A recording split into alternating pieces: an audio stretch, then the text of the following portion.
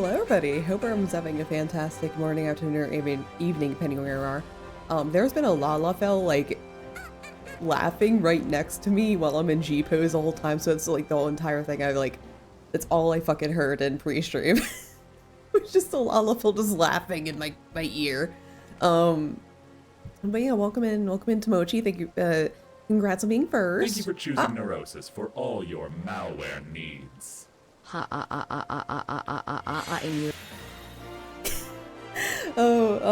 Texas, thank you so much for the resub. Oh my god, 11 months, you're almost at a year. Yo, almost at a year. Oh yeah, because like next month is like when I did the relay last year, yeah? And also, Apo, thank you so much for the resub. 18 months for you, oh my god. Y'all are like clocking in on the fucking,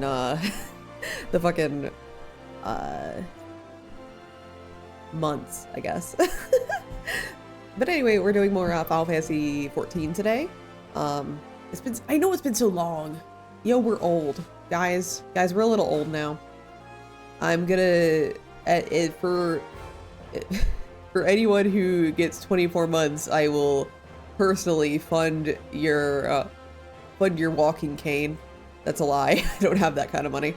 Anyway, so yeah, today we're doing some more Final Fantasy. I have been streaming a lot this week, so this might be a little more low-key than what we're used to, just because like I have three different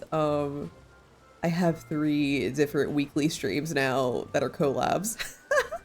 Which is great. I'm loving them, but also I'm just like, oh, there's only 4 days in the week where I can do solos now. Walking games are unnecessarily expensive at times. They are, like, the walking cane and the family heirloom. Yes, the family heirloom. Walking canes are really expensive, especially like if you do need one, they're kind of worth it. And honestly, like people who need a lot of people who need walking canes are boomers anyway. They can afford it. We can't get affordable housing. They can afford a fucking cane for themselves. But yeah,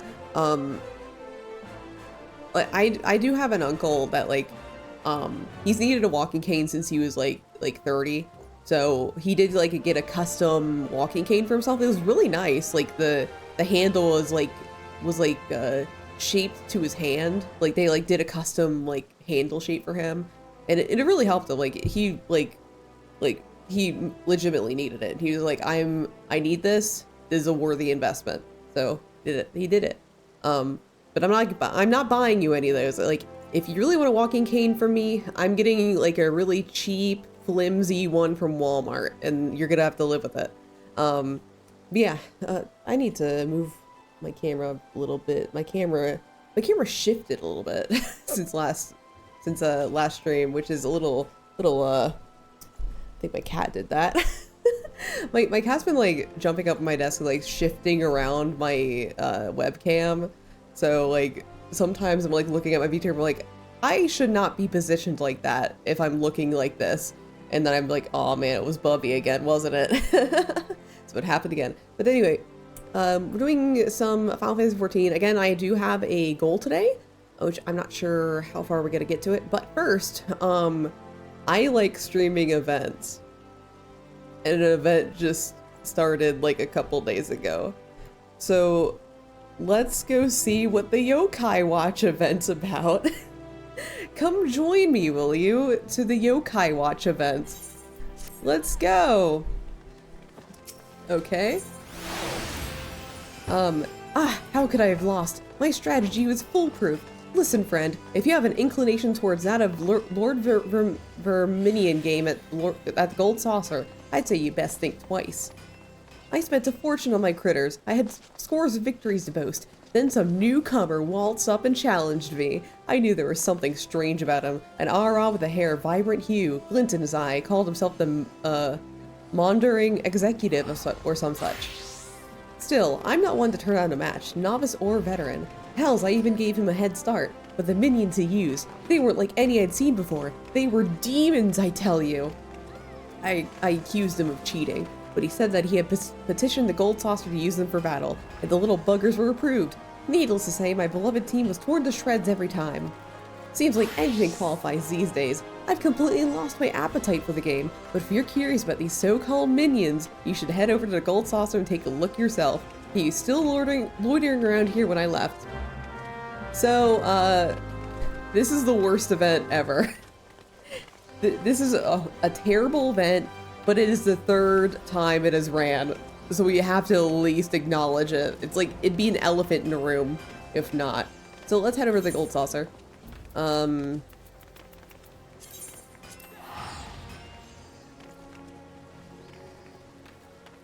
Yeah, like, everyone hates this event. Like, legitimately, I think if I had suggested, like, doing this with 1010 would have murdered me.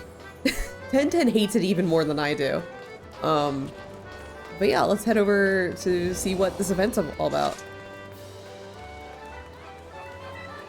Yeah, people think horrible things about this. People feel rage when yokai watch is brought up. Can I help you? I suppose word has gotten around about this little fellow. I would be delighted to tell you about him, truly, but I'm afraid I'm preoccupied at the moment. I'm waiting for someone who is unreasonably late. How bad could it possibly... You don't even know. Wait, now that I think about it, you're an adventurer, aren't you? Alternatively, I may have a proposition for you. If you help me out, I'll tell you more about my feline friend here. Do you accept? And the deal is struck. Allow me to introduce myself. I am a tradesman come from far beyond the borders of Eorzea. Though I am slave to Wanderlust, I occasionally return to my homeland where I manage a sizable company that deals in eccentric commodities. Thus the locals called me the Wandering Executive, and I wear the title with pride. I am often accompanied by an erudite traveling companion, but he appears to have gotten quite lost on his journey. We were strolling in the twilight of the Black Shroud when he grew excited and scampered off to do some sightseeing of his own. He was aware that I had some affairs to take care of here, so I thought to let him enjoy himself while I finished up my tasks and stayed in one spot. But he hasn't showed up in hours. Perhaps he could ask around the bent branch for me and find out what's keeping him? Oh, I almost forgot to mention! My friend is not of my tribe. He's a rotund little soul, white as snow and floats through the air like a cloud. Except if clouds could speak, I would hope they wouldn't be as long-winded as he. Okay. How interesting. So this is an Ul'dah one, right? Yep, Ul'dah. So let's look around for the thing.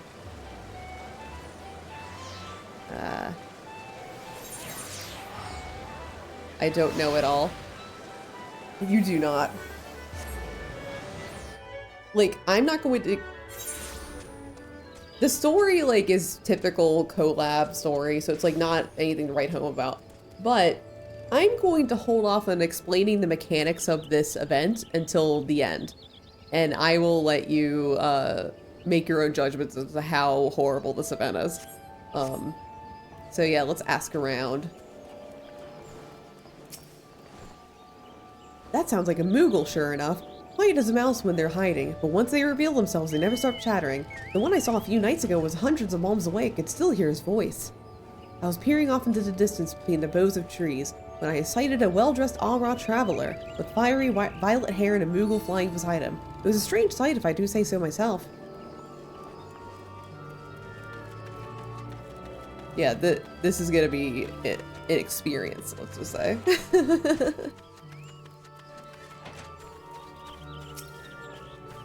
Haven't seen anything like that, but it seems too coincidental that there was a talk in Gridania recently about an unnatural being that was disturbing the elementals.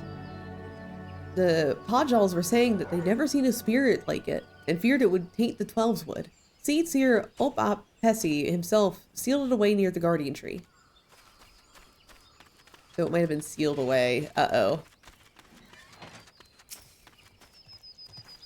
Round, white, and floats in the air? Are you sure it's a person? Because I'd say you're searching for one of them Moogles. In any case, you'd be out of luck since they only appeared when they want to be seen. Alright, so we have our clues. Let's go.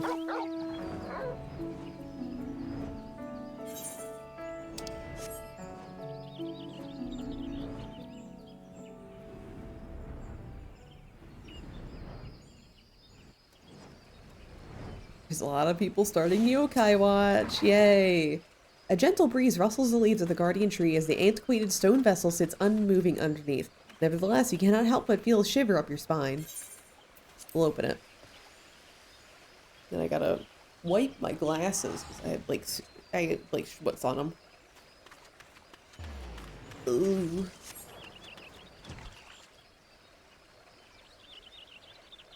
That's right. I wear glasses. I'm blind.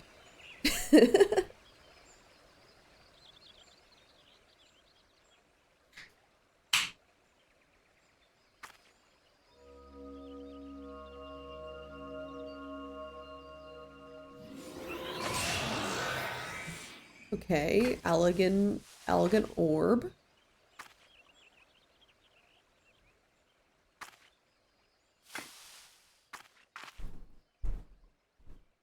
A Pokeball.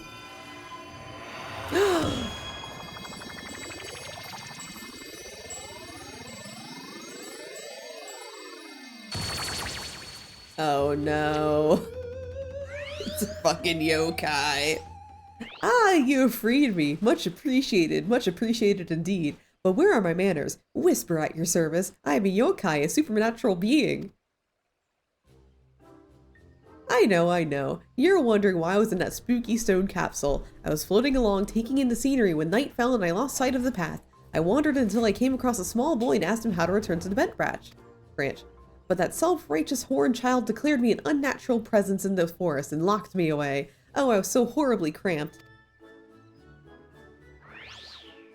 Why would he do such a thing to an innocent visitor of this land? I never said I was an evil supernatural being. I was defenseless. I tell you, utterly defenseless, unwary, vulnerable.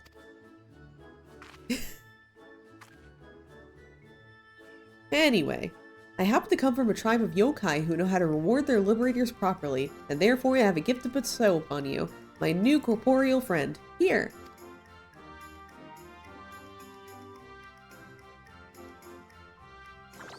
That impressive device is called a yokai watch. It will allow you to encounter other supernatural beings like myself. With that on your wrist, the mundane will become magnificent. Oh, the unbelievable things you'll see with that watch. If it weren't broken. No, don't think I would give my savior a watch entirely beyond repair. It's just that I had not found someone worthy enough for a long time. My friend had been meaning to take a look at it, but...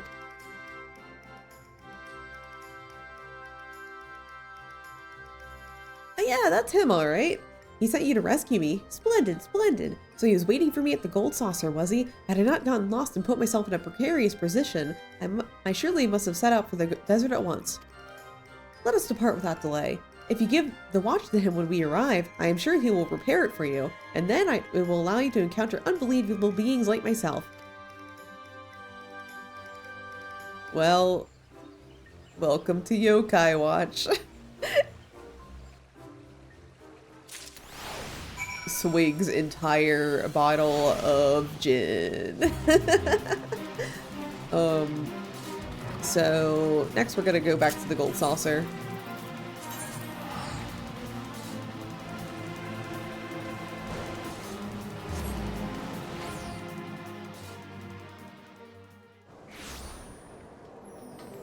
And this should start the event for us.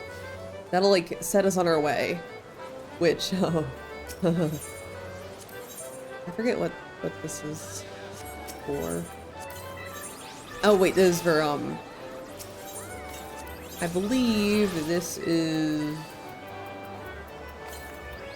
like a collab-y thing. Yeah, this is like a weird collab-y thing. Okay. Whisper explained everything that transpired. What luck you were to find my friend. Had you not, I would never have known you'd been sealed inside that vessel. You have my sincerest gratitude. He told me you have something to show me as well? Yeah, here's the broken yokai watch.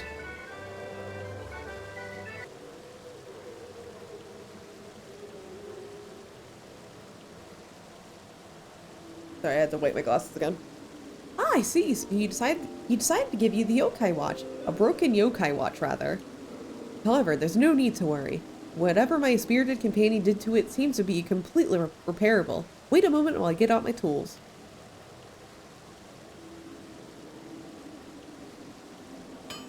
Yes, I see. Unjam the slot, set that hand back a couple ticks, polish up the face, and...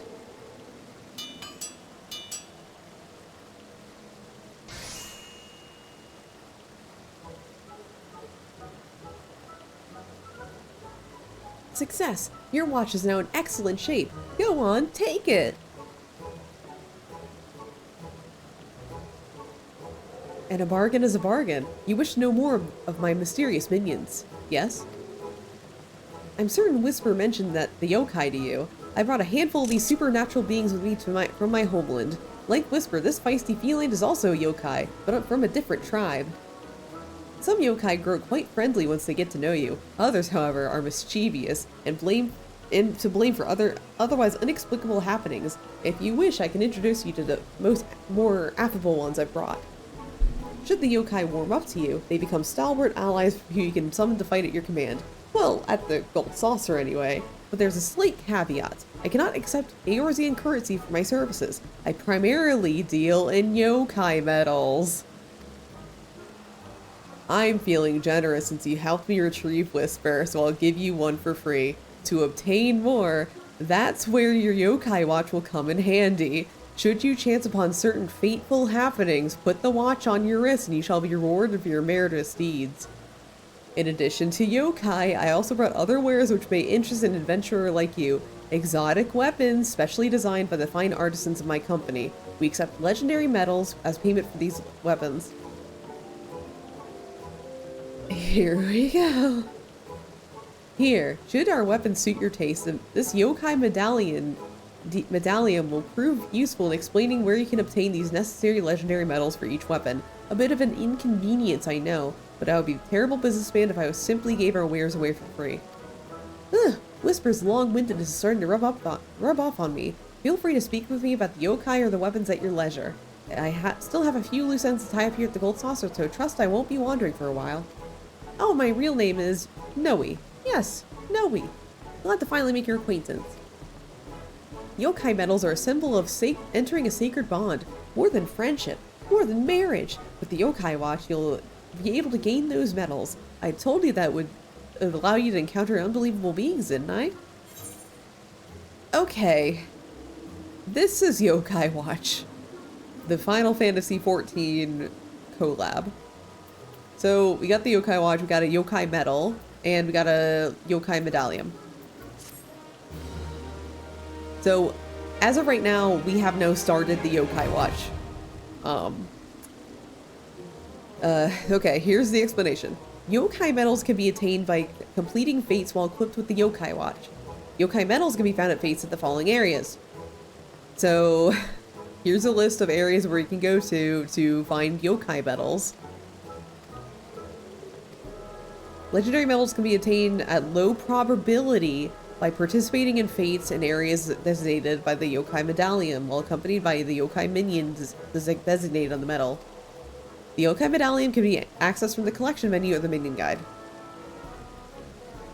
So, just to say something, I am not doing the yokai watch event because it's hell. So basically, this is like a very long event. This event's going to be active until Dawn Trail drops, which is not until like end of June. So this is gonna be open for a while, and basically the reward, in order to get every single reward from this event, it will probably take you 2 to 3 weeks of very dedicated grinding.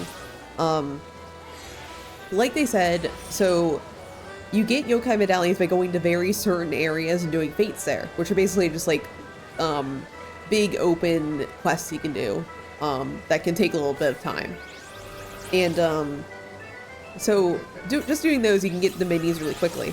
But you need to like research which minions you need to have out while doing those fates, and you can get specific medallions to redeem them for weapons. And there's one weapon for every single class in Final Fantasy XIV that's like an attacking class. So, however, the medallions you get to get the new weapons, or any weapon really, you have to,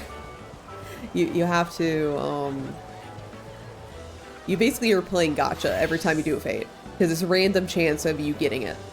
So you could probably spend hours in a specific location, like say you want like the machinist weapon, and you just want the yokai watch weapon for just machinist. You can spend hours like in a Heavensward location grinding fates with the correct minion out, and you will not get it. So the reason why this is such a horrible event is because getting weapons is entirely tied to RNG. It's horrible. So I'm not doing it. However, I did do it on my main. Last time it was open. I still have to go back and do it because they added more minions. They added 2 more weapons. So I have to do it again on my main account to get the other 2 weapons that just dropped, because last time was out Sage and Reaper were not things. So they have new weapons for Sage and Reaper. And they have new minions to go with it. And even then I'm assuming I'm going to take like a few days to get 2 weapons. So that's part of the course. This is actually like every single other event in Final Fantasy XIV is very respectful of your time. This is an event that I do not think is respectful of the player at all. Like, this is a horrible event. And so we do have 1 medallion that we get for free. And oh my god, wait. Oh, this is horrible.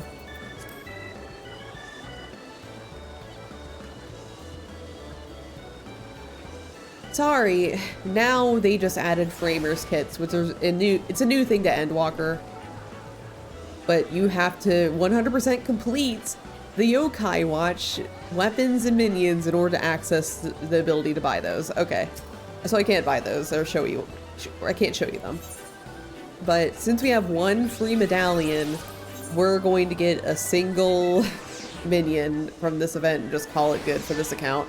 Because I already have to do more grinding on my main just to catch back up with the new yokais and stuff. Sounds cringe too. It's very cringe.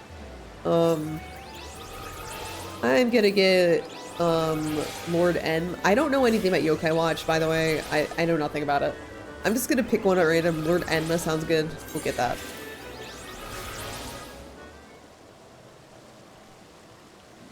Okay. We got Crimson Ruse here. Let's get you acquainted then. Meet your new friend, Lord Enma. I hope you two will get along. Anyway, well, we got it. Think it automatically... No, we have to... Okay, now we have it. But yeah, that is basically the Yokai Watch event. I'm not doing any more of it. Like, if I'm feeling cheeky, I might get the Machinist weapon, but that's it. I love that it looks like a Kingdom Hearts cutscene. It really did. It really, really did. Before we move on, though, I am going to be... I just realized that I have really bad inventory right now. I'm going to do a little bit of housekeeping right now that I would usually do off stream, but I'm just gonna head to my house and like deposit some furniture for later, just because that's the easiest thing to drop off right now.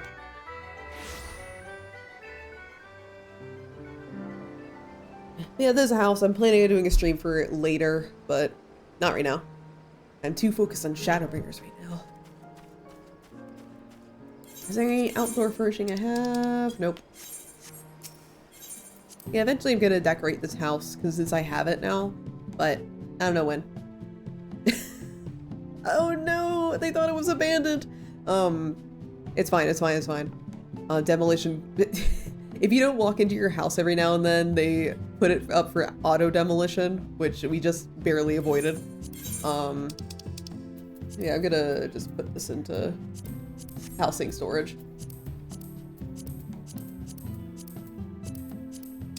I think that's it. Let me sort everything.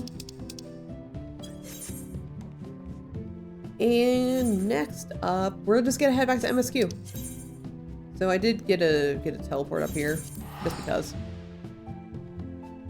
I just want to make it easier on myself because I knew I was gonna go head over to the Yokai Watch stand. So this is another like housekeeping thing. I am gonna walk over and sell a couple items.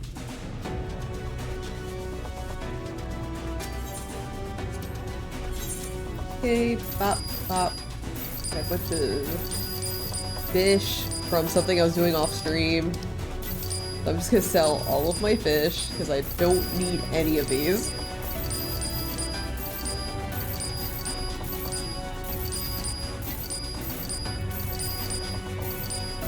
Let's just say that I was like doing ocean fishing, and this is what your inventory looks like after ocean fishing.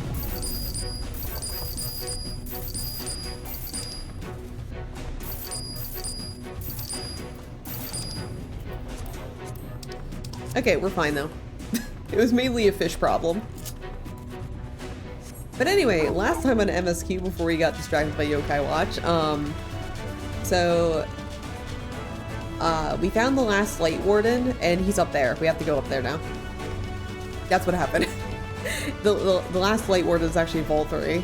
He's a half human, half Sin Eater monstrosity, and we gotta kill him in order to bring night to this region and into the entire world. In order to save the world, we have to kill Volturi. So that's what was happening right now. We just scaled the wall, so now we're at the top of the wall in Calusia, and now we have to kind of explore and see what we can do about getting up to the top of Mount Gulg, because it's kind of separated from the Earth, so we can't exactly walk up there.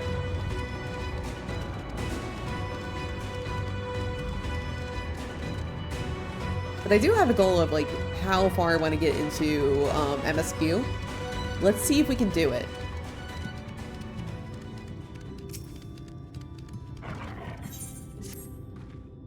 Yet another hapless soul that Alphino saved from mortal danger, I see. Some things never change. At any rate, it seems that brother has a mind to linger. Meanwhile, I have a mind for us to explore. Mara and I are going to scout the area. We'll be back in a while. Oh, very well then. Just take care out there.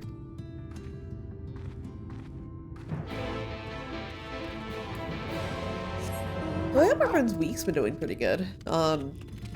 Mine's been pretty okay. It's end of the month, which is always a very busy time for my work, because I work in an office and everyone, if there's ever a deadline, it's always end of the month, and everyone always just waits until the end of the month. So I had a frantic email today. I was just like, hey, Twirl's hair.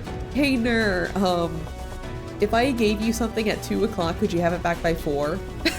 I'm just like, I mean, I guess. I'm not happy with you though right now though. The path diverges. Let's split up so we can cover more ground. I'll go east if you would be so kind as to head west. We can aim to meet at the foot of the mountain, taking note of what we see along the way. In a short while then.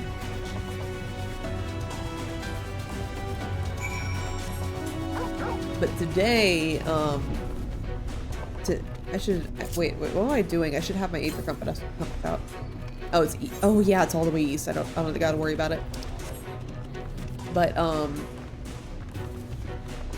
today, right after work, me and my partner, we needed to get some food, so we went out and to the grocery store and stuff, and then we went out to a bar to get dinner. It was very good.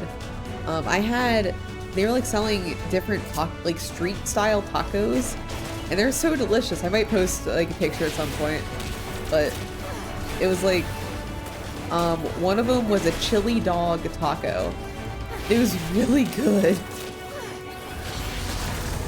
It literally just a chili dog in a taco shell. It was so good. The only problem is that tacos are kind of hard to eat, so just harder to eat than a hot dog a chili dog would normally be. Chili dogs are messy anyway, but sometimes we eat too much of a taco, which is it just breaks in your hands. Meanwhile, if you just have a chili dog, it's just it's bread. It's not gonna crumble in your arms. Meanwhile, the fucking taco was crumbling as I was eating. I was like, it's so good, but it's getting everywhere. Yeah, chili dog taco is super good.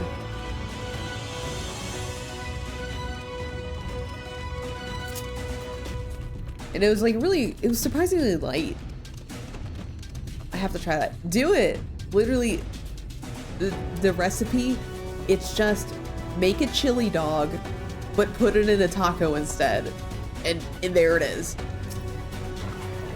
I also had something else. It was shrimp and avocado taco. That was also really good. It had it had red lettuce, I think, in it. It was the lettucey stuff, but it's red. So I think that was lettuce, right? It's mandatory for me to be living. Do it! Just get a fucking taco shell and then put a chili dog in it.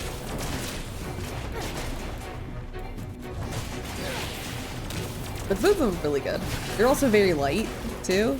It's not what you usually think when you're like having a chili dog. Like, you don't eat a chili dog and you're like, oh yeah, that's a light meal. But it was. And it was really good because like, your girl, guys, your girl's getting old. And you don't want to know why? I had a Monster Energy 2 days in a row and now my tummy hurts. my stomach can no longer handle multiple days of energy drinks. Man. I may as well be geriatric at this rate. So I really need something light. Yeah. Yeah, man. Here's the joys of what happens when you're approaching 30. You can no longer drink 2 energy drinks in a row. Your tummy will hurt. Adding that to like the list of things I can no longer eat. Like, as I've gotten older, I don't really need to worry about like what I eat yet at least, like big yet. But there are some drinks I can no longer have because my tummy hurt too much when I have it. And one of them is Mountain Dew in general. Like if I have a full bottle of Mountain Dew, my tummy really hurt. And I guess now on the list is 2 days in a row of energy drinks. I can have it but once, and I have to pace myself. I can no longer like go fucking hog wild on a skill issue. That's right. How about this? I just need to build up my tolerance again. I'm gonna have nothing but energy drinks for the next week. I'm sure nothing will go wrong. Yeah, I fucking did that in middle school. I probably shortened my lifespan like 20 years.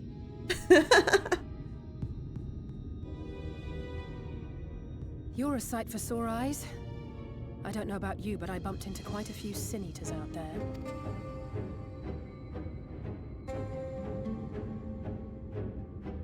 You too, then. It seems the closer we get to Mount Gulg, the more of them there are.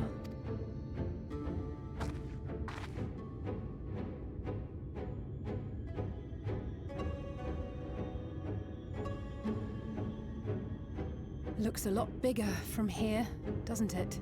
It's a mountain, Alize. Of course it's big. If I were Vorthri, the first thing I'd do is surround myself with as many sin eaters as I could lay my hands on. And judging by the number we've already faced, his lordship is of the same mind. I'm sure his little like face and his tit is also like thinking the same thing. Just like, Volthree, you gotta get all the sin eaters next to you. They're British. Yeah, they're British. This is going to be a tough climb. This is British, the Final Fantasy game. But first things first. We need to determine if climbing is even an option. The more I look, the less likely it seems. Alize, you can't climb. It's in the air. How will we get there? Y'shtola is right to be worried. But flying may be our only choice after all.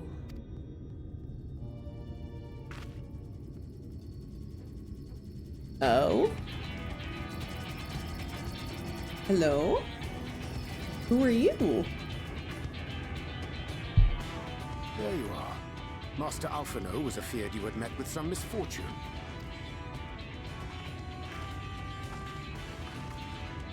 Hi, Urianger. And you too, Exarch. What brings you here? Oh, hi, Exarch. Speaking of geriatric people. I wish to observe the final struggle with my own eyes. I arrived at Bottom Rung too late to accompany you, but I was in time to join Urianger and the others. Come, let us see how this unfolds.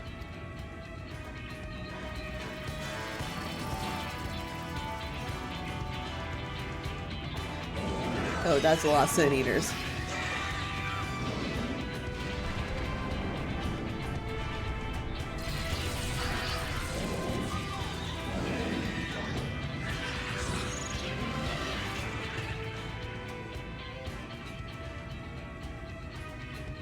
Well, it seems flying is off the table. Yeah, jump. If we have learned that much, then the Machina have served their purpose. We just gotta jump. Alize, have you been slacking on leg day? I hope not. We're just gonna crouch down really low and just jump. Oh, so that's what they were for. Wasteful, but effective. Would seem our foe will not be reached by land or air. We must needs withdraw to consider another course. Jumping. Master Alphino waiteth for us at Top Run. Thither should we make our way.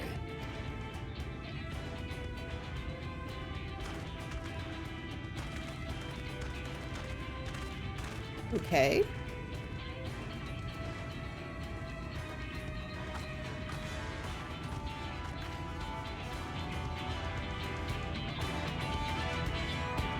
So we can't get there by land or air or jumping. Where are we gonna go now? How are we gonna get up there? I think that's still too far. But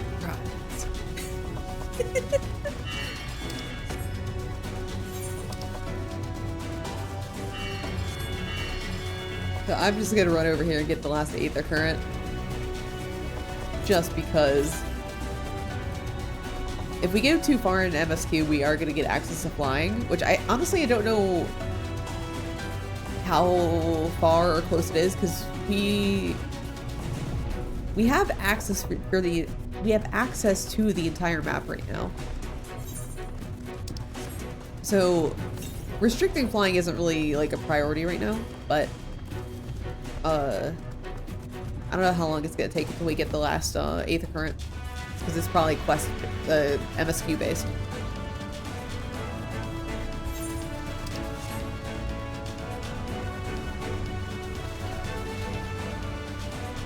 Oh wait, I think I know. I remembered why they might restrict flight until much later. I just remembered why. No wait, actually no. I don't think you can see it right now. There's something you might be able to see if you fly right now, but I also think that maybe you don't have to worry about that right now. I don't think it appears until you're done with 5.0. Oh wait, I think I have to go down here. I think I have to go through the cave. Yeah, here we go. Oh, thank you for the care package.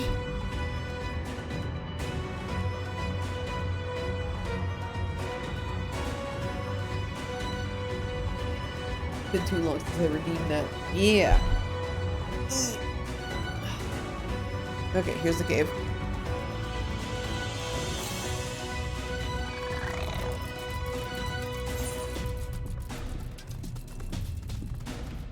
And once we get this, we'll just teleport back. Well, approximately where we should be, at least.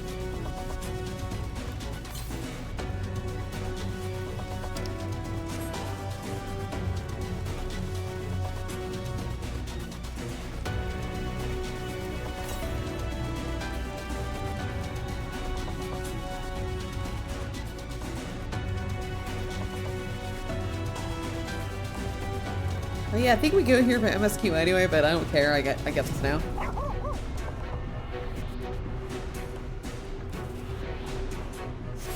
Alright. And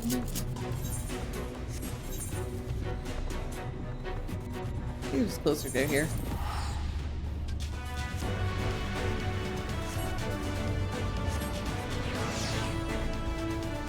I think that clears us. Yep, we're done with we're done with the field Aether Currents for Clusia. But we're not quite out of the woods yet, because we still have one more area of Shadowbringers to go through. Because I decided to reinstall the game, how long would it take me to get to the Yokai Watch event? So, you only need to be level 15. So, basically, level 15 is just kind of like level 15 is where you're kind of like allowed access to the full 3 main cities of Final Fantasy XIV. So once you're able to use the airship and travel freely without like needing a pass or anything, that is when you can do the Yokai Watch event. Just as a fair warning, you cannot 100% complete the Yokai Watch event until you have reached Shadowbringers, I think. think that's like where the fates are for Dancer. And maybe Endwalker now. But you can get all the minions. You can get all the minions, you just will not be able to get all the weapons. So if you just want the minions, you can do everything. Huh, didn't expect to see the Chais here, though I suppose it's well within their rights. At any rate, it's time to tackle our next little obstacle, finding a way to reach Mount Gold. For this, we need to put all our heads together.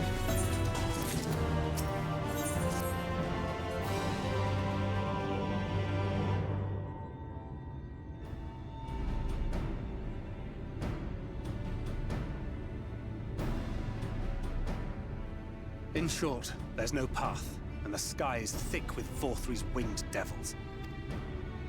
We might consider Amaro. But without extensive training, we cannot hope to contend with the Eaters. Yulmor's airship fleet, meanwhile, consists solely of transport vessels ill-suited for battle. And without the expertise of one such as Sid, we are in no position to attempt a refit.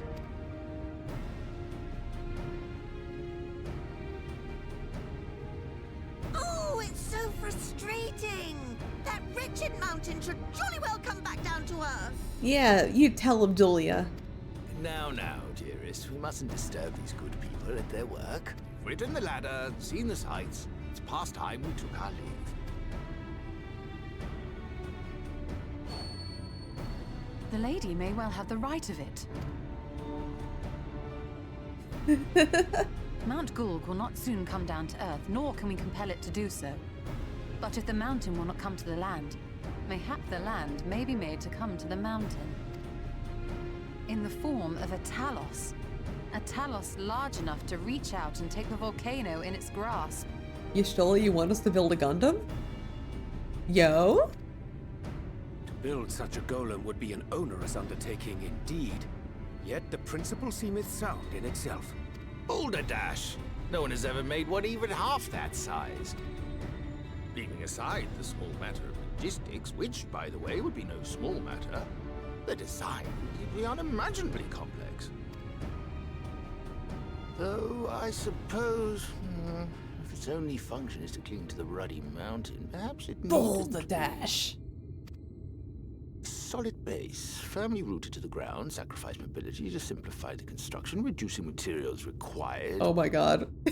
He's like, Boulder Dash! This would be impossible. However, if you only needed to use it to bring down the mountain.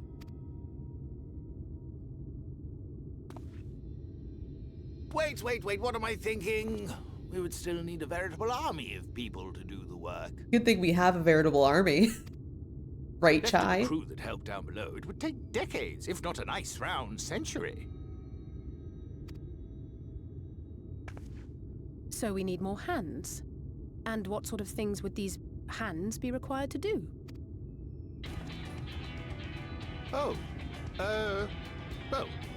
Let's see.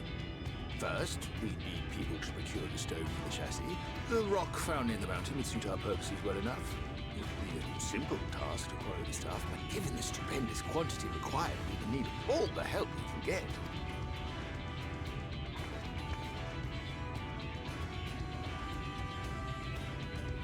We have friends amongst the miners of Armoray.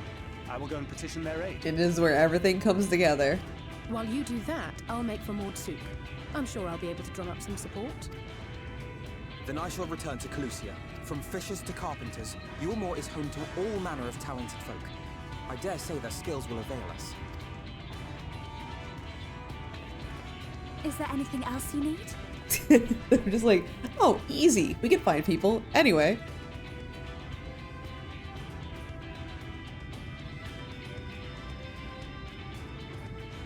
Well, yes, actually. Magic. Lots of the stuff, as much as possible. To awaken a Talus of this size would require an entire congregation of mages. Many among the Knights Blessed are gifted in the arcane arts. I will recruit them to our cause. The Fey folk, too, possess surpassing aptitude in magics. Yet they are not wont to cooperate in the endeavors of men. Leastwise, not without making all manner of mischief. That being the case, I would instead call upon the people of the Crystarium, with thy permission, Exarch. We are at your disposal, as are our Amaro and Chocobos. I'm sorry. You mean to tell me you can call on not only the people of Yulmore and the Crystarium, but the Knights Blessed and the Maul, and even those miners? Yeah. But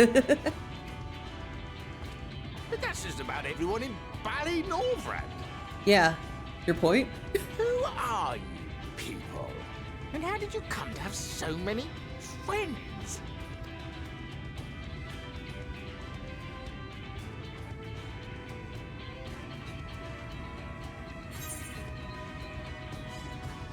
The artist Alphino and his assistants.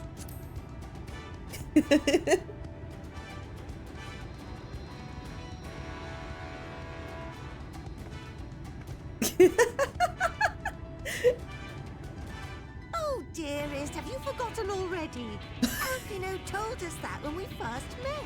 Yeah, Mr. Chai. You forgot already, you silly little boy. Actually, that may not have been...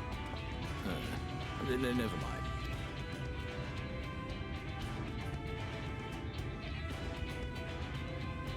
So, as you can see, you will not want for bodies. I trust you will have your design ready in good time for their arrival. Norvrant is counting on you, heir to Daedalus Stoneworks. Heh. Get him, Ashtola. Yeah! Anxiety King! We'll be back as soon as we can, and we'll bring the whole world with us.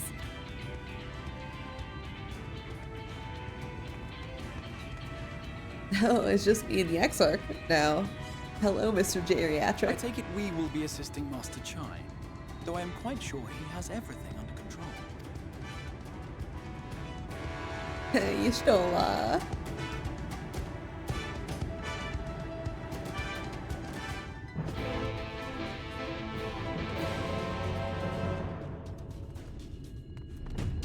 Hi, Chinos. Have the design ready, she says. In good time, she says. Does she even understand what's involved? Before I can even attempt to design anything, I need intimate knowledge of the land, knowledge of locals. Last I heard, no one lives here.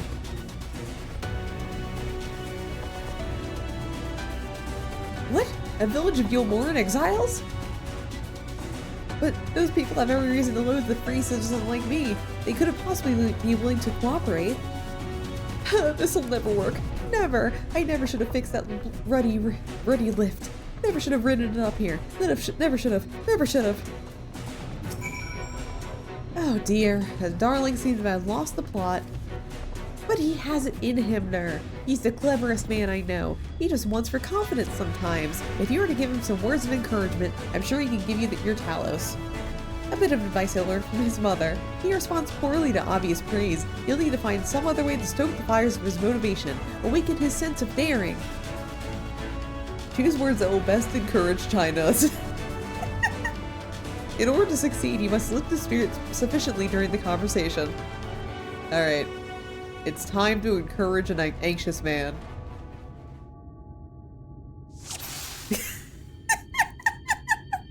I forgot about this. China is plagued with self-doubt. I can't do it. No one can. A Talos of that size, no one's ever even dreamed of it.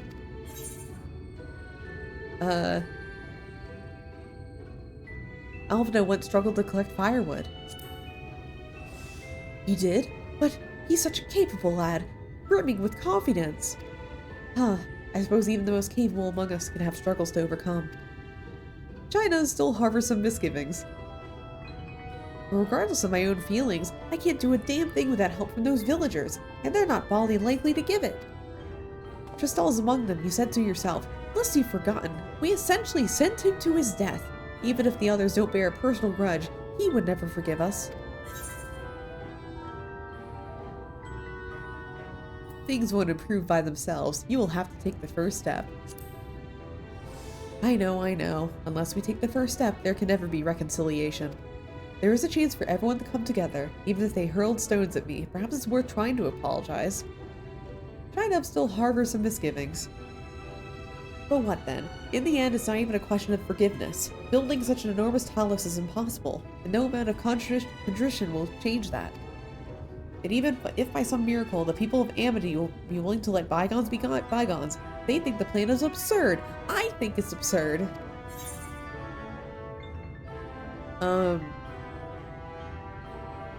It's less absurd than the change that's come to Yulmore. Well, I can't argue with that logic. Enormous as the task is, it's simply a matter of finding a solution to a practical problem. From that perspective, it's not entirely unrealistic. China's is feeling somewhat optimistic. But realistic or no, there's no guarantee of success. There are risks to consider should the venture fail. I imagine for a moment if we fail to reach Voltri and only succeed in provoking him, in his fury he may well unleash his hordes of eaters and will meet a horrible end.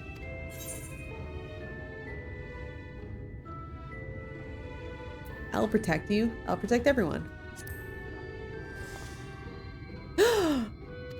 I see what you did there. That's how you went over the masses, with that irrepressible aura of dependability. But very well, you made your conviction clear, and I'm assured in spite of myself. I won't let my fears get the better of me, it's seemingly if nothing else. China's is burning with motivation. We did it! He's confident again!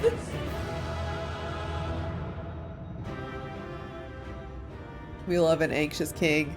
Yes, yes! By the gods, I can do this! I just need to have a little faith in myself.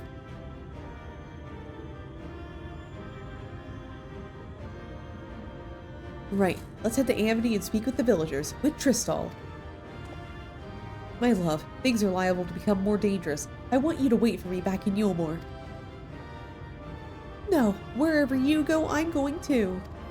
Besides, you're not the only one who has to apologize. But there's no telling what may happen out there. I don't know if I can keep you safe. Perhaps this is a bad idea after all. I don't think I have what it takes. Oh no!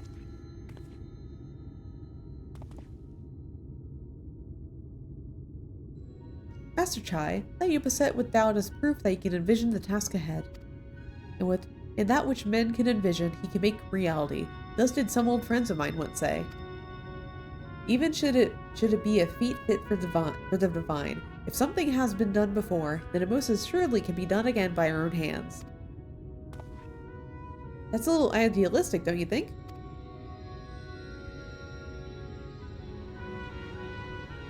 Perhaps, Master Chai, perhaps.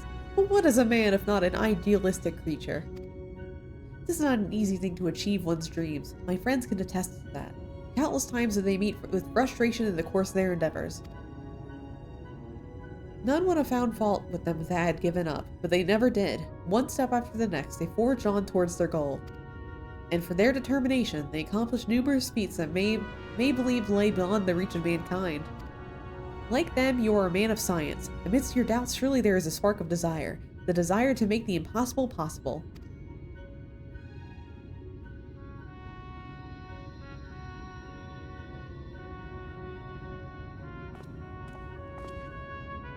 Come, darling. Like the old days, I would be the first to see your talus.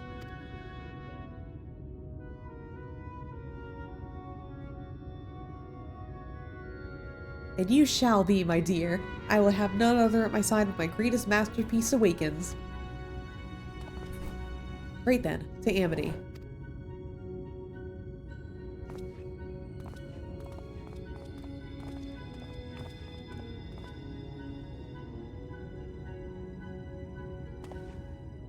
Hi, Val. How you doing? Hope everybody's going.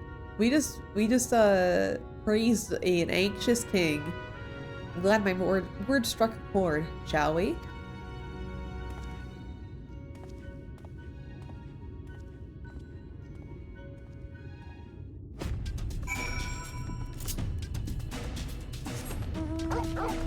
Yeah, so we're gonna head over here.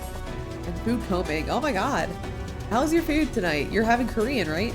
Did you equip your yokai watch? No, I didn't. I got my yokai watch and I stopped. It was fantastic. Nice.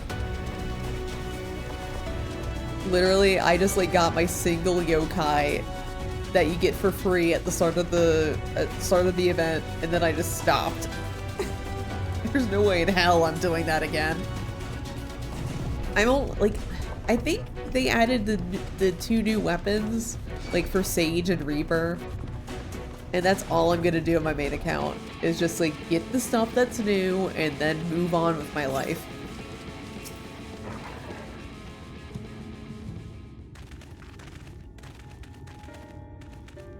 You! Still have to do the Final Fantasy 16 event. There's only like 1.5 weeks. Do it! You get a giant puppy dog. You get Torgal. You have every right to be angry with us, but please listen to what I have to say. You need Torgal. You get a minion and a mount for free, just by doing the event. I believe in you, Val. I am tasked with delivering these people to Mount Gould by means of a talus of heretofore unseen proportions. However, I cannot do this without your cooperation of those with intimate knowledge of the land, that is, you and your fellow villagers.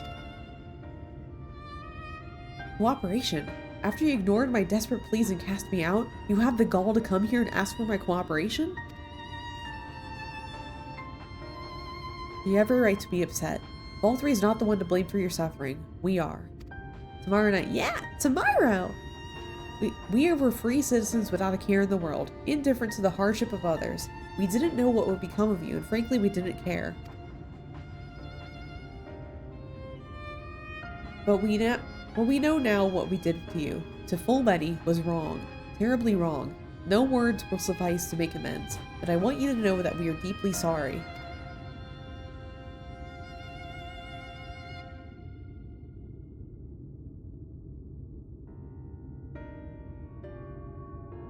I'm not sure how I feel. Should I forgive you? Hate you? Perhaps it's not even my place to judge. After all, I sought a place in your city. I wanted to be you once.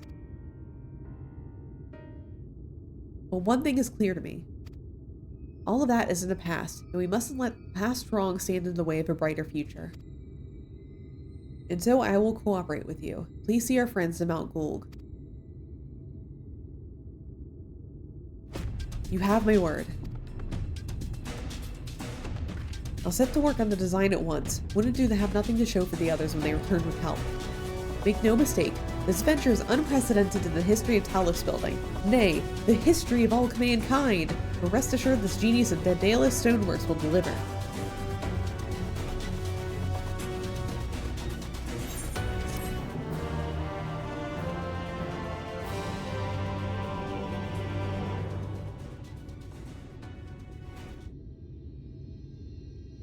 Ah, wicked white. Is there a problem? Well, you see, I've been promised people to procure the stone for me as well as imbue magic. When I was put on the spot earlier, I thought that was all we required. But I forgot about one rather important item we needed to bring a Talos to life. The heart?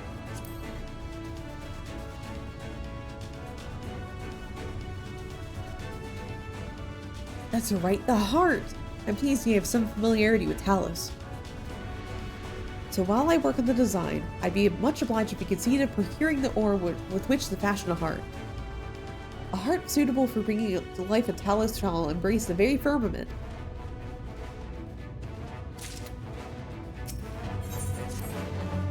If you seek material for the Talos heart, I know people who may be able to assist. They are the Thals, a dwarven family that have long mined this land. No one knows its bounty as well as they. If you explain your situation, I'm sure they would be willing to cooperate. Indeed, 'tis one of them that showed me the secret tunnel to the top of the cliff. You'll find the Thals at the village to the northwest, and a place called Tomra.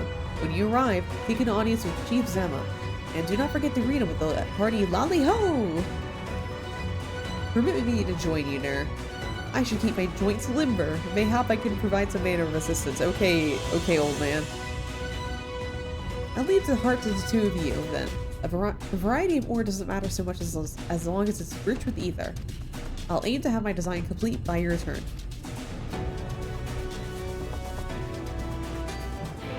Alright. See, Valley could have like a little Torgal like I do. I haven't even played Final Fantasy 16. Oh wait, I can just teleport there. I already have that unlocked.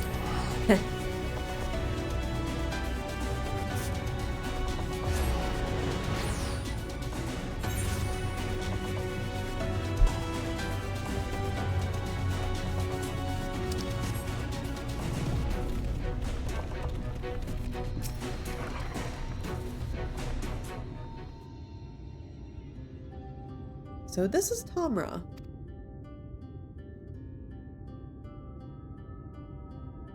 Seldom do we see the dwarven folk at the Crystarium, to now be in the presence of so many. I shall enjoy not having to crane my neck for a change.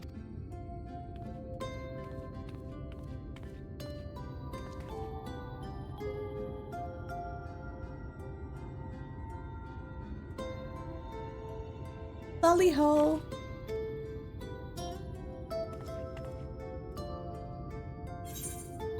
Lolly ho?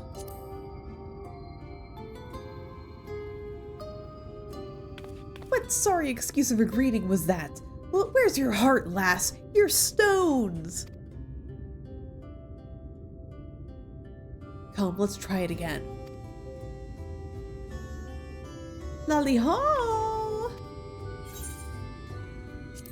Lolly ho!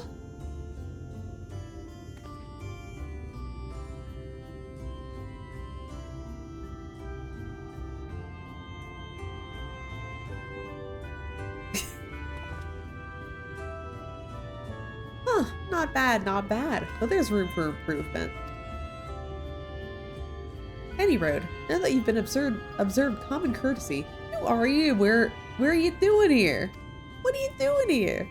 At the recommendation of the denizens of Amity, we have come to seek the aid of the Thol family. May we speak with Chief Zamet?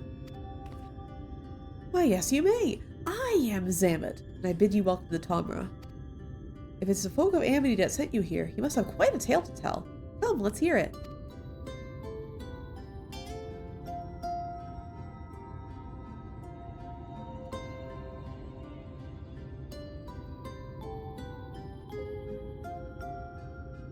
Well, well, and there I thought those below had no fight left in them. Having said that, it's not like we know how to deal with the floating volcano and all the sin eaters neither. If you're serious about restoring the police to the parts, though, we'll gladly lend you a hand.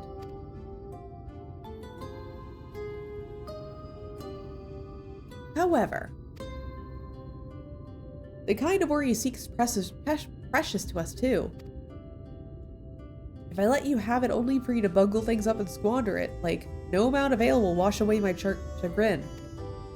First, I need to make sure you're worthy. By means of a trial, a trial most tricky. Hi, Arsenic! How you doing? Hi, everybody. My name is Neurosis. I'm a computer powers VTuber. Currently, we're playing Final Fantasy XIV. I'm replaying all of the MSQ from Heavensward to Endwalker. How you doing? You're playing Final Fantasy VII Remake. How was that? Rebirth. Sorry, Rebirth. How's the new one? That's the new one, right? Hellos. Yeah, if anyone needs to take a break, kick your feet up, get some food, get some water, go ahead. We're gonna be at this for a little bit longer. New one, yeah. I hope you're enjoying it. For me, we're gonna go through a trial by little dwarves. Right now we're in the middle of a Shadowbringer, just as a heads up, if anyone is worried about spoilers for MSQ. Yeah, the dwarves. That's what they call them in Dorvrent. And what is this trial? Hehehe, come with me and I'll tell you all.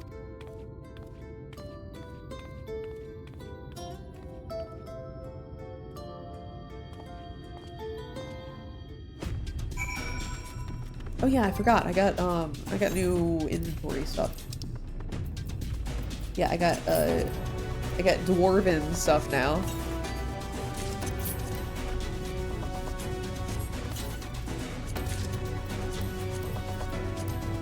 Let me equip it.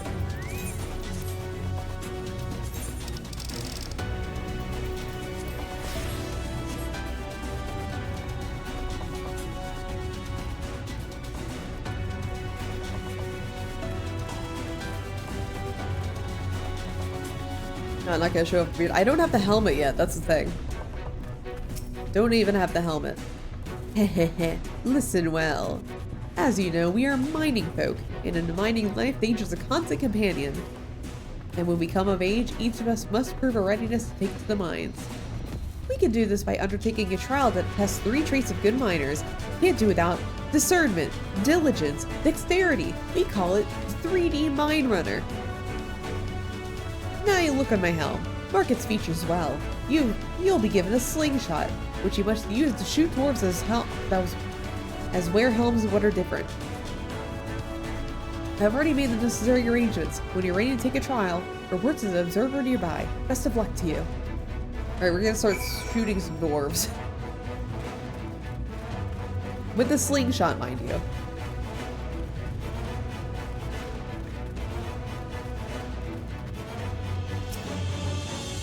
What? Lolly ho! You must be the challenger the chief mentioned. I'll show you to the rooftop at once.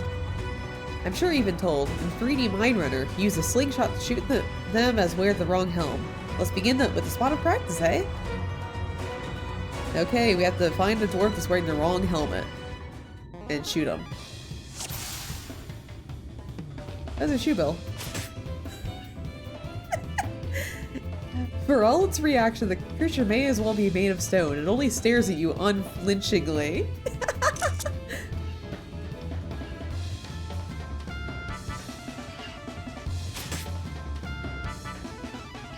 Nice shooting. Keep it up in the actual trial, eh?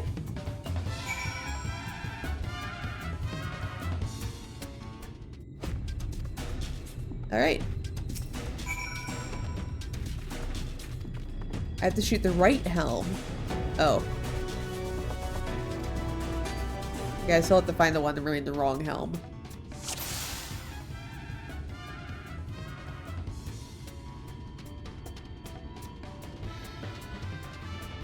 Oh, wait. Oh.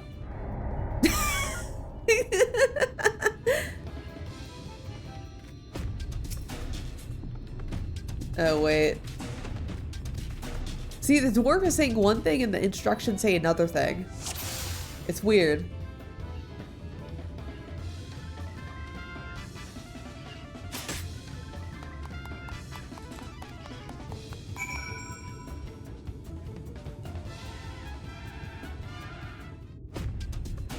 Alright, well done, well done. The trial never lies. You got what it takes to be a miner.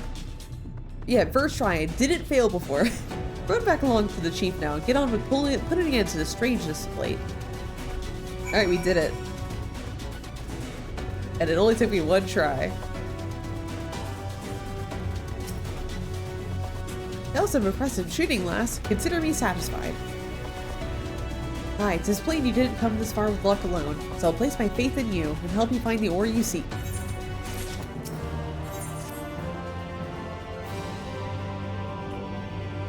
Did you know that Calusia is rich in sulfur? Well, it is. We've been mining this stuff since ancient times. And every so often, the self-same veins yield what's called earthseed, a rare ore steeped in magic. Time was, we used to refine earthseed for this and that, but the technique's been lost. The stuff's out there still there to be had, and provided you know where to look, and no place is surer than the Dweger's tool.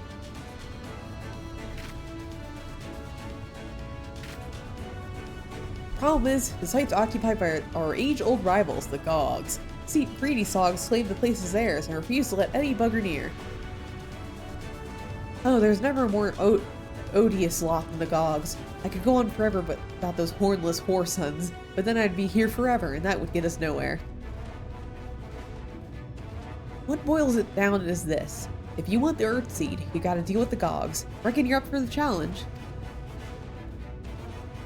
We've dealt with far worse. I'm sure we can find a way to obtain what we need. That's the spirit. Now to help you find your way, I'll have one of ours go with you. I'll do it. I'll go with them.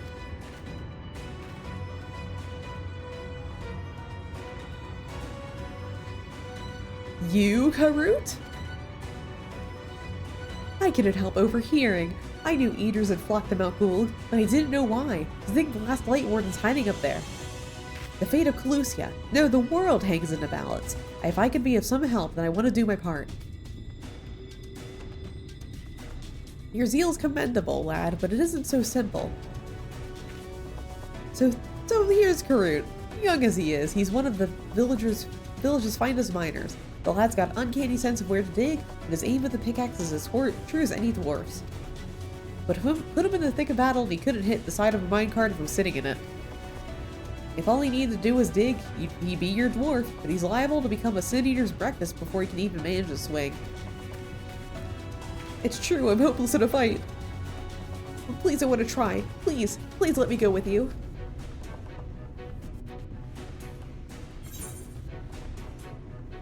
I take care of you, you take care of the ore.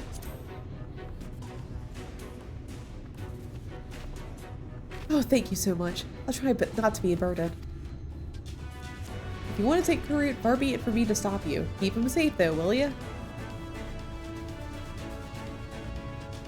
We'll most assuredly encounter Sin-Eaters along the way. Still, with you in our company, there'll be more spectacle than a concern.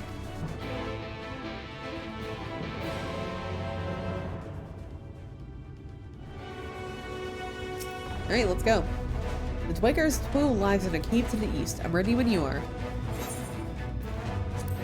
Alright, let's go.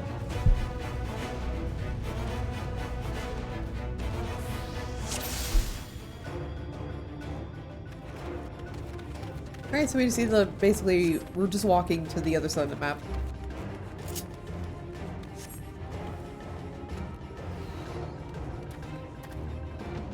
Okay, left is mine.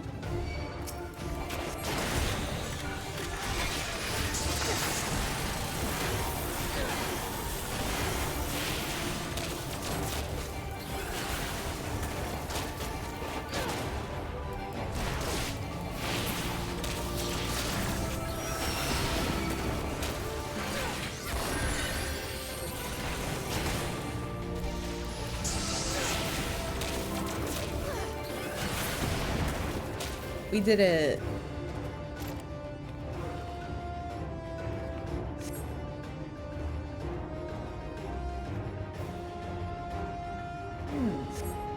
Huh.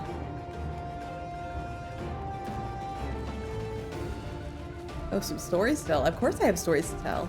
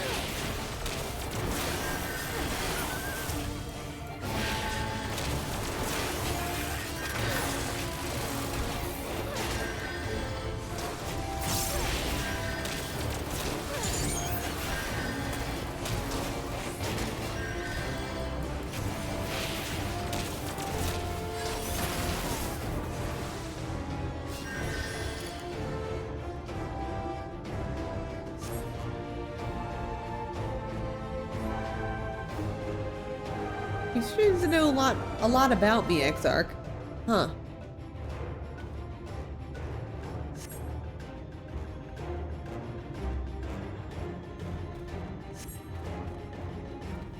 Right. Say the wrong thing. Yeah, you mentioned that he's old. Huh. I feel like a young man again. Oh no.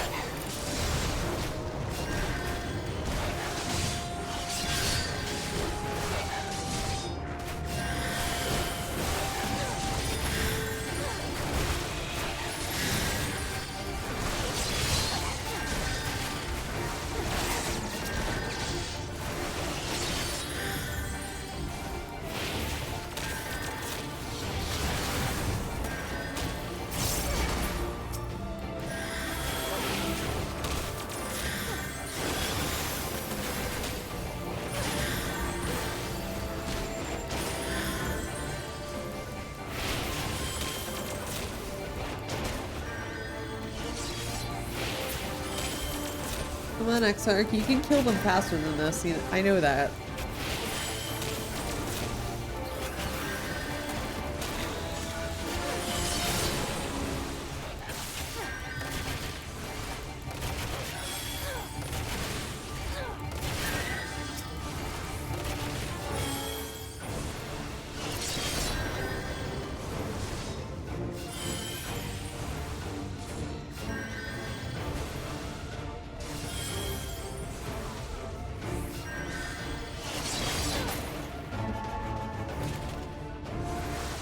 Okay, head this way.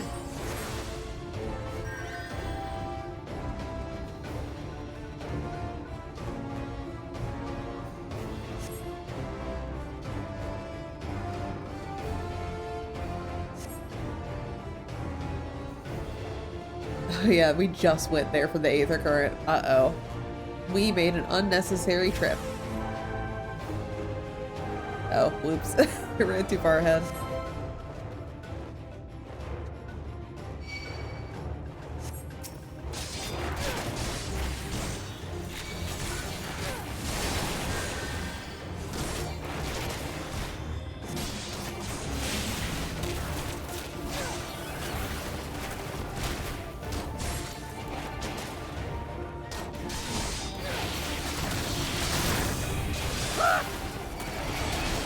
Oh, Jesus Christ, welcome in! Hope everyone can ask on him. Yay! Crystal Exarch killed him.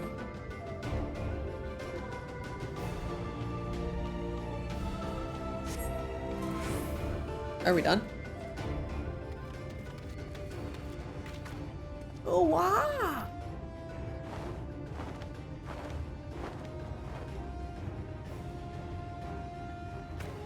Just as we were about to get there. One last push then, shall we, nerd?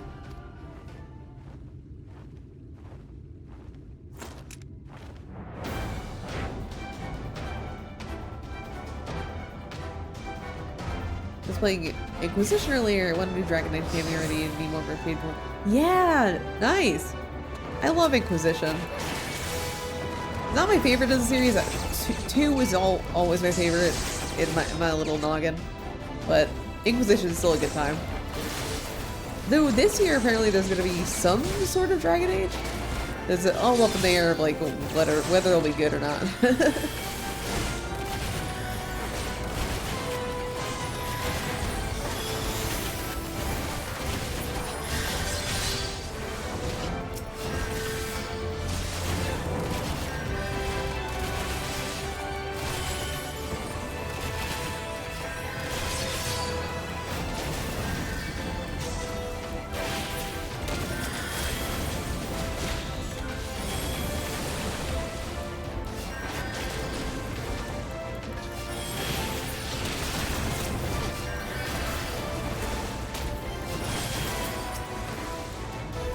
I'm kind of overdue for like my usual Dragon Age replay.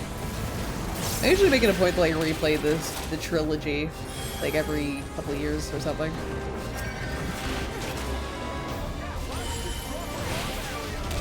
Car battery!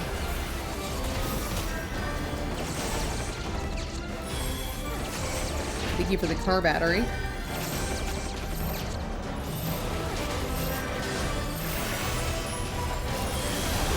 Oh shit, I was facing the wrong way.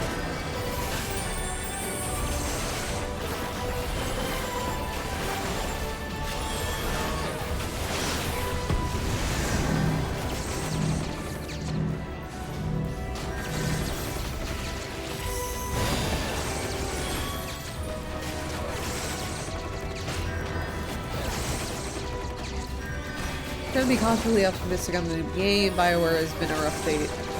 I mean, they have been in a rough state. They've been in a rough state for a long time. Regardless, it's always gonna leave like a really sour taste in my mouth that basically they just like fired all their writers. I really don't like that.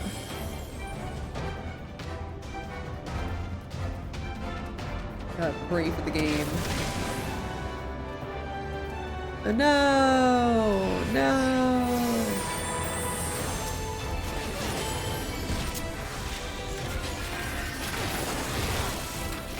Why is this guy so buff?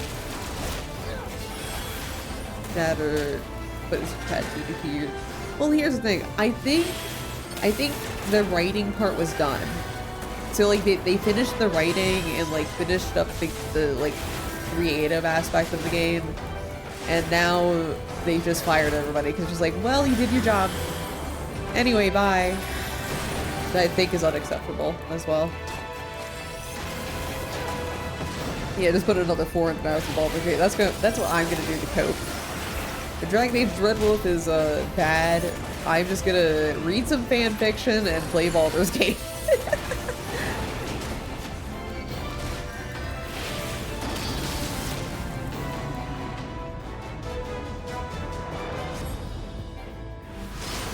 Oh no.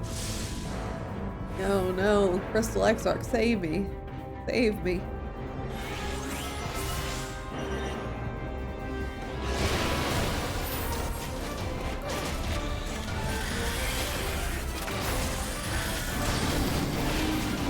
The thing is, based on like what I've heard from like developers who have been let go from or have since like left BioWare, apparently the writers are starting to get really disrespected in the office. Just because like writers would come up with like ideas and stuff, and that all the other people in BioWare were just like, ugh, the writers keep coming up with stuff, and then we have to program it. Wow, how dare they?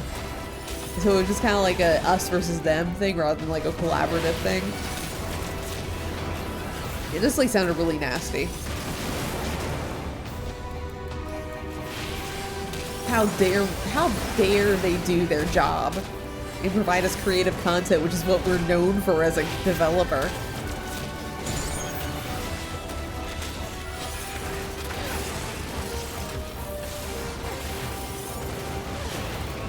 What about the new Fable? I'm worried about the new Fable game too.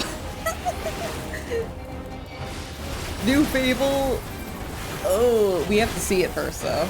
But it's not really gonna be Fable, is it? Not even the people behind it are there. They got fired.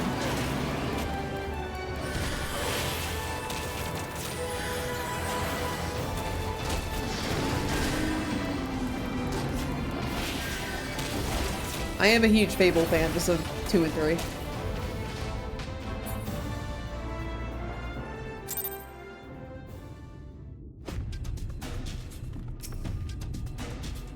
Yeah, Fable 2 is so good.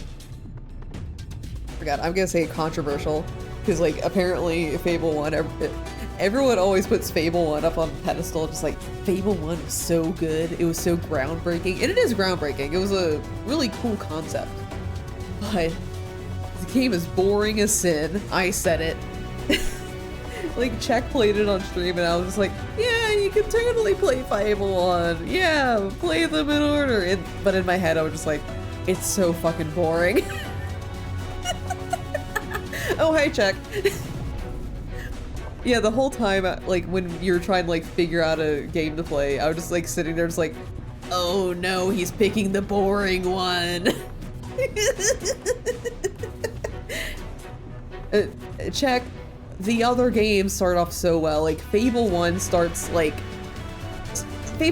horribly. Like, it is the most boring game to start. It, like, does not have any of the marvel that it did back in the day, where it's just like, oh man, a game where you can choose to be good or evil? That's so revolutionary. But now, like, it's very basic ass. Over the jump scare of terrifying children. Thankfully, Fable 2, they improve on the child, the child looks, so they don't look like horrifying people. But yeah, if you want to give Fable the series another try, start with 2. 2 was very good. I also love 3. So you're saying I shouldn't finish Fable 1? I mean, okay. Have you ever played a game where, like, let me start over. Have you ever tried to get into a series or like an anime, and they're like, oh man, the first like 70 episodes are so boring, but then after you clear that, you're into the good stuff. That's Fable 1. Fable 1 is like, oh man, once you're done with like half the game, then you're into the good stuff. Yeah, it's Naruto. But meanwhile, Fable 2 is very, very good. Fable 3 has weird pacing issues, but I love it. I think it's my personal favorite, obviously. I've 100% completed it, but Fable 3 is very good. Fable 2 is the strongest out of the 3, though. Like, honestly, if you were to just boot up Fable 2, you will see the difference like night and day. Like, the presentation of from the start is so much stronger. And that was my Fable tangent of the day. I am a huge Fable fan, except for Fable 1. I do not like Fable 1. Because, like, I don't know. When I was a kid, I forget when Fable 2 came out, but, like, I was in middle school, high school era, and I played Fable 2, and everyone online was just like, oh man, Fable is good. Fable 2 is good, but it doesn't quite capture the magic of the original. And I was just like, oh man, Fable 1 must be really, really good then. And then, like, cut to like 2 years ago, I finally got Fable Anniversary like on sale. I was like, oh man, everyone always said that Fable 1 was like really good. Now I get to finally play it. And then I was snoring, bored as sin, clawing my eyes out because everything was so ugly. We're alive, we're alive. Let's hurry inside before any more Sin Eaters come. Fable 1 wasn't a... Here's the... Vel, the key word is was. It was revolutionary. It was, like, it was a great concept for the time.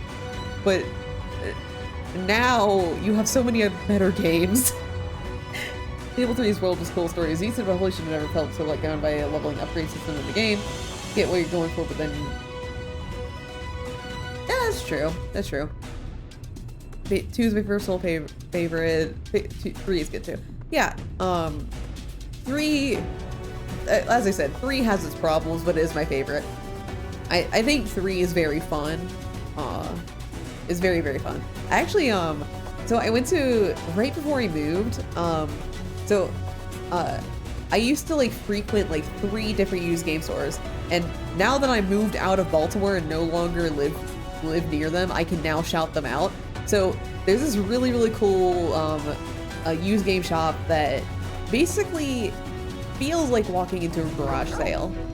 And they just have everything. Nothing is sorted. Nothing is sorted. They mainly have like 20 copies of different Madden years. But man, you can find some really cool stuff if you go digging. Because like you'll just randomly find like the rarest games for like half the price you would find online. Just because they don't care. Like, they are just like running a game shop to run a game shop, and I respect it. Once I found a copy of Lunar Star Story for like half the price it was going for online, and it was immaculate. And I did get it, by the way. I don't know, Sweekin'. No, actually. Yeah, exactly. Like, you can find some really, really good deals there, and you just have to dig for it. It's like a garage sale. The walls are like covered top to bottom with different games. Sometimes between the Maddens you find a gem. But last time I was there, I got basically the official game guide for Fable, and it's a hardcover, and it has like all the art from Fable 3 in it. Like they included like a bunch of artwork at some interviews. So I was just like, yo, this is so cool. So fucked me up hardcore, bigger Zed do evil. Okay. Fable 2 does evil so perfectly. You get fucked up. There's like a scene in Fable 2 that haunts me. And I know exactly what you're talking about, Belle. Like, holy shit. Fable 2 really... I don't want to say anything just in case Czech does end up playing Fable 2, but there is a scene that will stick with you. And it has stuck with me ever since I played with the game. And it is the perfect encapsulation of what Fable is about. Of like choosing between good and evil. It's horrifying. Yeah, I'm skirting the spoiler. Please. check. If you ever play Fable 2, tag me. I'll be first in line. I'll be gifting like 1 billion gift subs. I'll be celebrating. I'll be cheering, just like, yo, is that guy playing Fable 2 for the first time? And then I'll be broke. Because all of my money went to you. Wait until May, I guess. It's gonna be May? It's gonna be May. Back when I was in college, I went to this dingy little hole, well, probably not for like an hour, but looking at this old, still in the box Dragon Age 1 Genlock Genki. Yo, what? Yo, that's cool. Because it can't spend money until May. It's true, it's true. I am still on my, actually, wait. I am allowed to spend money. Let me check. When am I allowed to spend money? I am allowed to spend money starting, it's either starting or after the 28th. That's when I'm allowed to spend money again. So if you want to start like Monday, you are welcome to.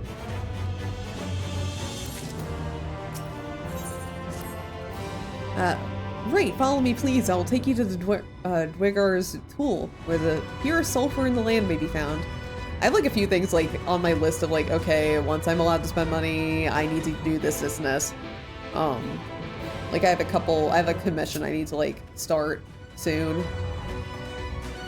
But I have to wait until next week.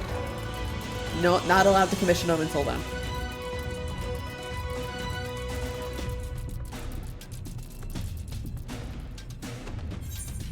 They're very strict. I mean, right now I'm on a, in general, this is not a moving cost related thing. This is general, like the state of NER thing.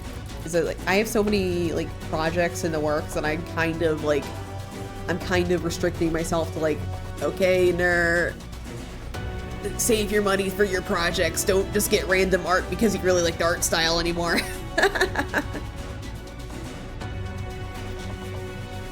Yeah, it's hard.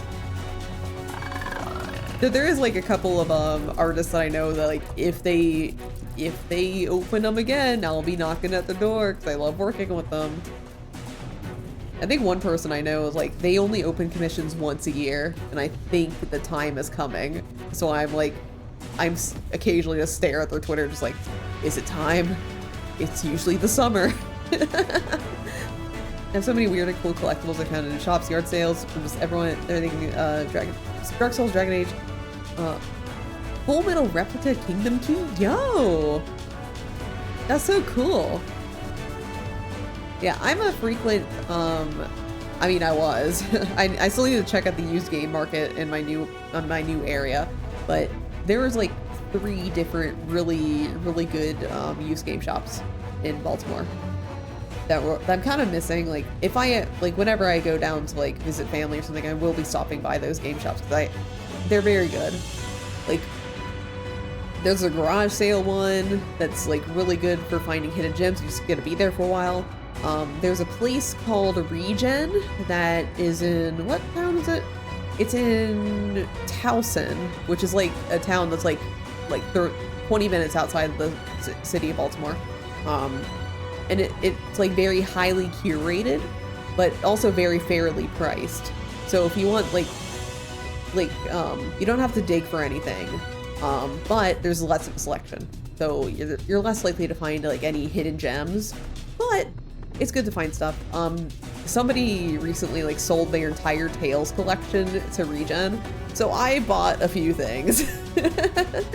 Like I was just like, oh, so you have the collector's editions of Symphonia, Exilia 2, yoink! I still updated my sometimes, but old crowning jewel with the still in box pristine copy. Yo, that's so cool. That's so cool. Like still in box stuff for older games is always impressive to see. Like anything that used to have a cardboard box is very, very impressive to ever see like a mint condition version of.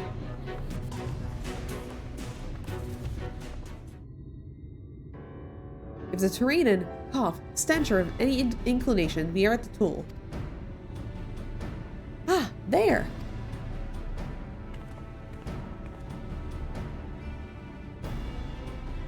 The Gogs, with their ugly, unkempt beards. If they realize we're here, they'll come after us. Best to take them down first. Be not hasty, Karut. The animosity between your two clans notwithstanding, I would not resort to violence unless necessary. Let's got to see an inbox copy of Chrono Trigger. Yo, that's so cool. I forget. Last time I mean, the final time I went to the garage sale kind of store. I think I saw something cool. Let me see if I have a picture of it. I'm pulling up my phone just to like see like, did I take a picture of the cool stuff or no, or am I uncool? It wasn't long ago. Let's see. Oh yeah, I took a picture. So at the garage sale kind of place, the thing is like if they have something very expensive, they do pay attention to the cost. So like you can't really, if you find something that's $700 worth, you're not gonna find it for $500. We're going to see it at $700. They know. They know the big ticket items. It's just like stuff that's like under $300. You could probably find it really cheaper. So they had in a, let me see. They had a sealed copy of Fire Emblem Path of Radiance. I don't remember the price, but the sticker's blocked. I think it's 500. I think it's 500. But the price tag's kind of blocked, so I'm not entirely sure. They have a mint condition boxed copy of Knuckles Chaotix for the Genesis for $239. And a sealed graded copy of Castlevania 3 Dracula's Curse for, drumroll please, $1,600 for a graded sealed copy of Dracula's Curse. They also have a GameCube version, not mint condition, of a GameCube game called Go Go Hyper Grind for $420. Yeah, what a steal! What a steal! And they also have a sealed mint condition Atari game called Frankenstein's Monster for $200. And that's all I have. That's all I have for you today.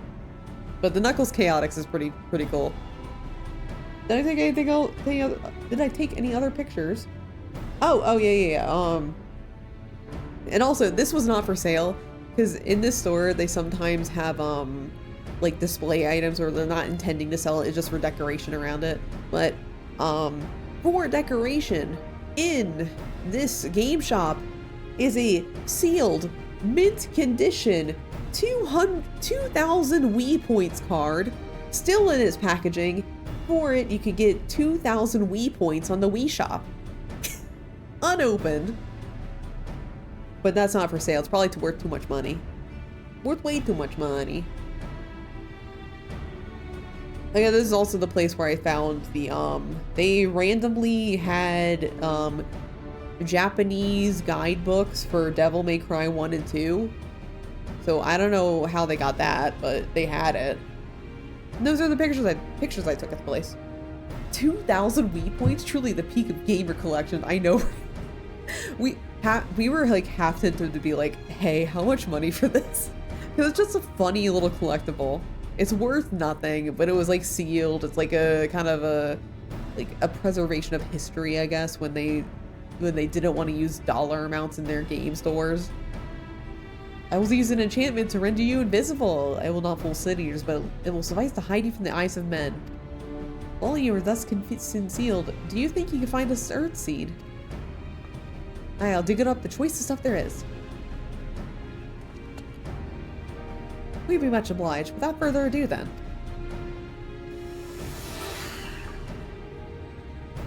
Ha! I can see straight through me. Right, a digging we will go.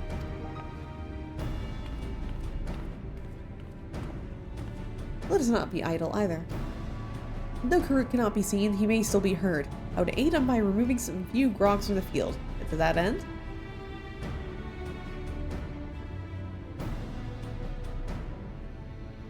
Dream Powder. As you may recall, we used it for rescue mission at Laxon Loft.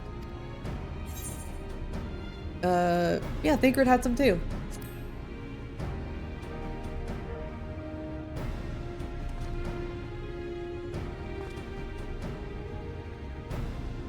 Truly? It seems our alchemists got a little carried away with the latest batch. But if it has been useful in our endeavors, I would have no cause to complain. Now then, I shall make you invisible as well, that you might steal close to the dwarves and give them a dose of dream powder. Even should it fail to put them to sleep outright, it should render them drowsy enough to seek their beds. Say the word and I will cast the enchantment.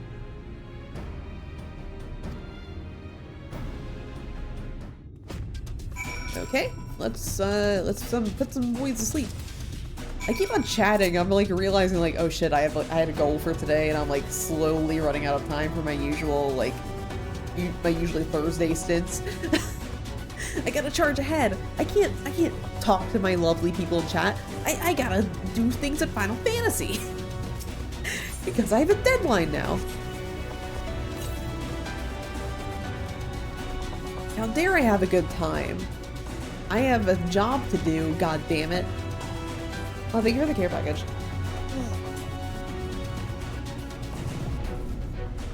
Real. Yeah, real.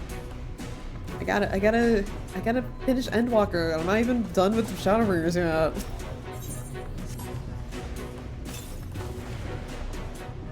Let's just say if I ever have free weekends, it's gonna be long Final Fantasy streams in my future. And I also oh my god, I also have to do like the remaining collabs. I might be delaying some. Just because it's just like, I don't think we'll be able to do it. I don't think we'll be able to do all the collab-y stuff. I'm gonna try and at least do Nier, because I think Nier will only take like 2 streams at most. So I need to find some people to do Nier with me. Which I think Aza mentioned to me at some point that they haven't done Nier yet. The Nier raids, so I think I might ask them to do it. But I need to find other people too.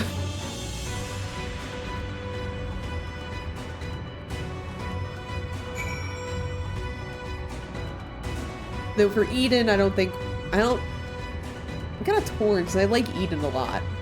Eden is very good.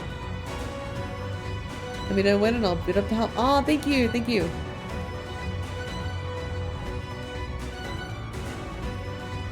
Eden might be on the chopping block though, just because I'm running out of time. Like, that's something I might do after Endwalker if I feel like it, but Eden's very cool and I like it, but it's just a raid series, and honestly Omega has taken so much longer than I thought it would that I'm afraid that it might happen with Eden as well, and I know Eden will take time. Like, not in a waiting for Q way, but in a like, oh no, I'm having too much fun, and now it's like 5 hours, we have barely gotten a dent in the raid series kind of thing. Meanwhile, it's Nier, we have some wiggle room because it's not as much story content between raids. All the dwarves have taken their leave. Good work, my friend. We have done all that we can. Let us await Farit's return. I'm back. This is the purest stuff there is. I think it's enough, or shall I go dig up some more? I dare say it will suffice for our purposes. You have our gratitude, Farit. Let us carry this back to... Oh, fuck, he's dying. Are you alright?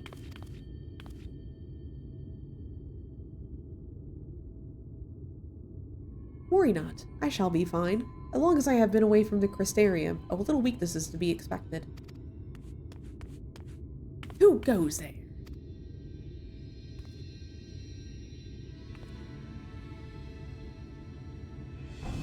Wah! That's Clog, Chief of the Gogs.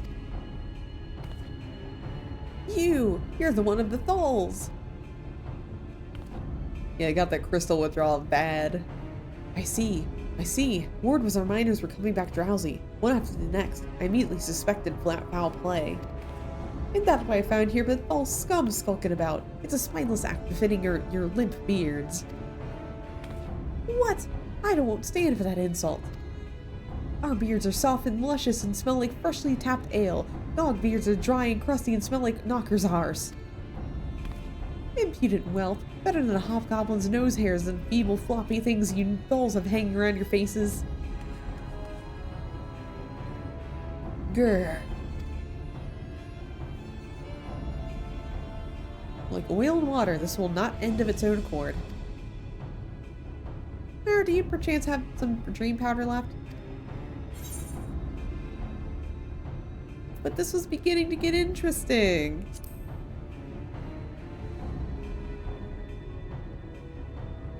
Worry not, my friend. Something tells me you'll have ample opportunity later to witness their bickering. For now, however, we should be on our way.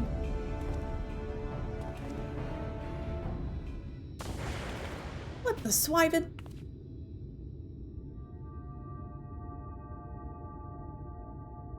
Something World War weird with chemical warfare, exactly. Forgive me, Karut, but we need you to be calm as well. I'm sorry, it's just, when it comes to the Gogs, we can't help but see red. You needn't apologize, my friend. You are here on our account, and have not but gratitude for you. That we have what we came for, however. It's time to take our leave. The Talus awaits its heart.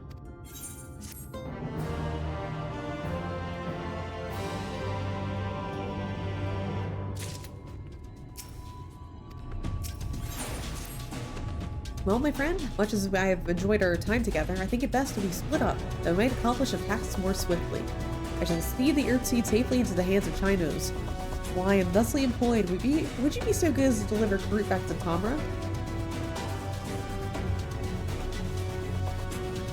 My thanks, Ner. Brief though it was an honor to go adventuring with you. I shall see you back in Amity.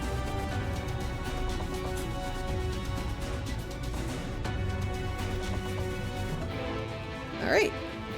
You can just teleport directly there.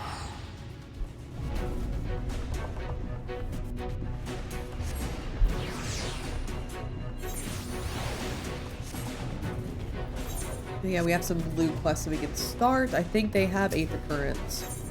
No, actually, that one does not have an Aether Current. That's a surprise. This one, yes. Okay, we'll get it started.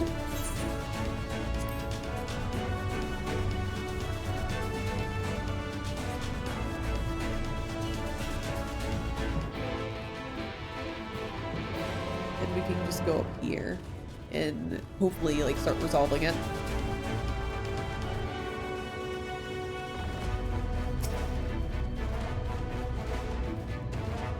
And I don't care, so I'm skipping this.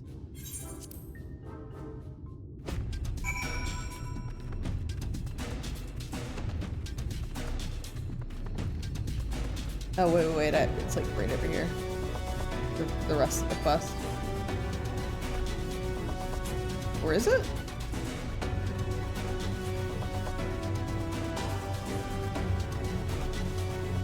Oh, there it is, there it is.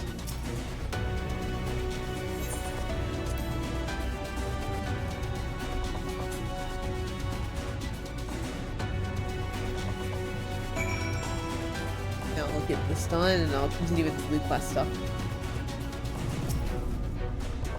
Golly ho, glad you're back and in one piece. How'd you fare with the Earthseed then?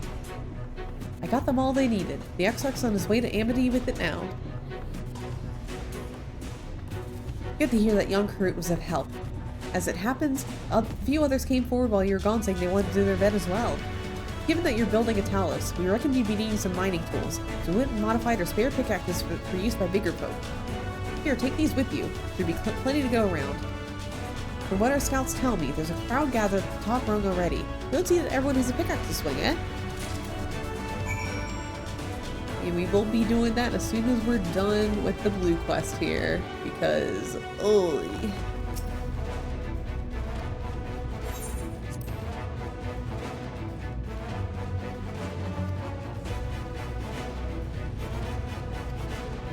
You love blue quests. I don't care. I'm using them for my Aether Currents. I don't give a shit what the lore that you get from it. And the heartwarming quests you do. I just want to fly. That's all I fucking want in this world. I hate walking.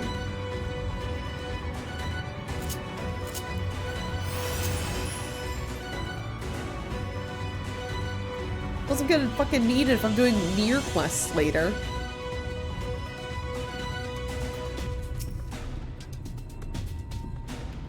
Okay, let's just get this done. Oh yeah, this starts like the beast tribe quests for the dwarves. I think at least. But I don't care. Let me fly.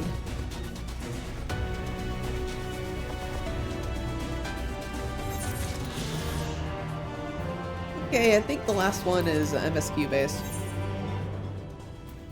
Maybe. There's 2 there. You're not one of them. Let the virus fly. Yeah. Let me double check if this other one is Aether Current or no. I just want to double check before I do that. There could even be one in Yulmore, now that I'm thinking about it. Nope, I don't care. I don't care. Okay, let's walk over. But we have 2 more quest ones to get before we can you know, fly.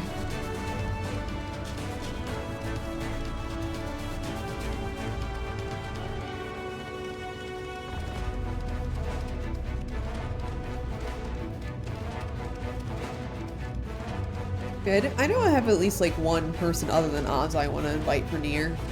It's just a matter of like seeing how scheduling lines up. And then I also have I'm gonna be doing like a housing stream with Salem at some point. Yeah, I already know who I have in mind. It's actually Kals. Like legitimately. Just gonna like stroll up and be like, hey, you like reading? Do you like reading? It's yeah, I know, it's funny, right?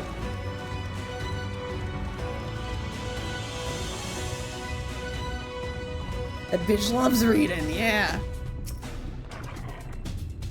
Look, Ner, people from all over have come to help us quarry stone.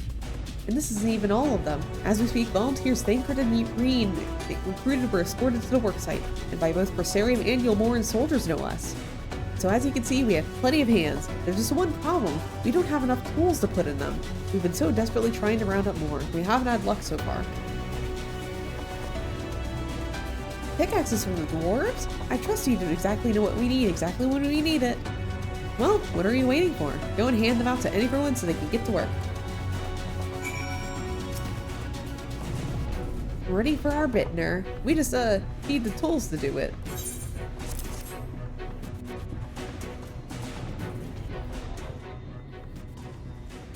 Pickaxes! Loads of them! Now we may all work to our heart's content.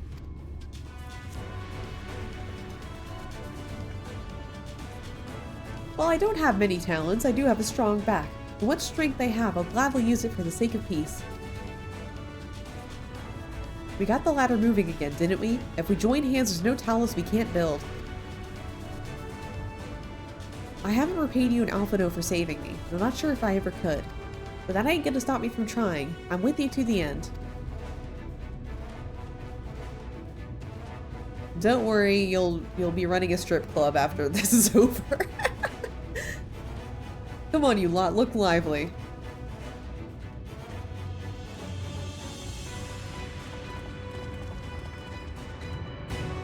I didn't want to say it when like he was going through all that shit, but I was like, oh yeah, you're the guy who runs the strip club. We've come, Ner. In case you're wondering, Ghost John is here too. Couldn't wait to start breaking rocks though, so he's gone on ahead. Bah, he could have at least gave us a spare set of tools.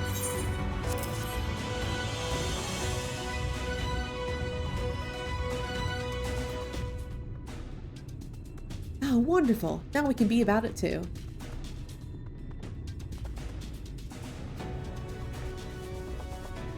Pouring isn't exactly my stock and trade, but this time I feel as though my wife will be with me, guiding my hand. So let's make it happen. Let's build a world where everyone can live without fear, where everyone has a place they can go home to.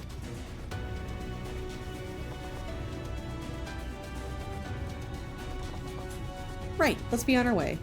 What are you still doing here, Thaf? I thought you brought your own tools. I did, and I was about to head off when I saw Jiri.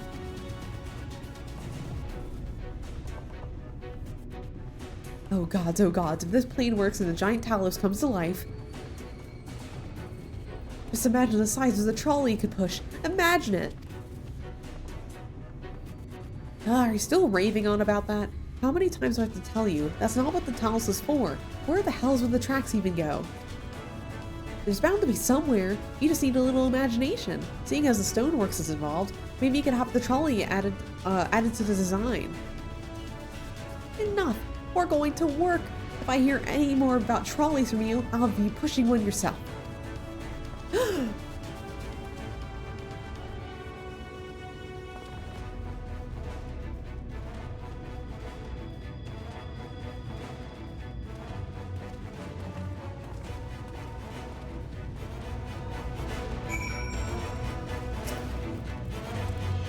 Long time no see, traveler.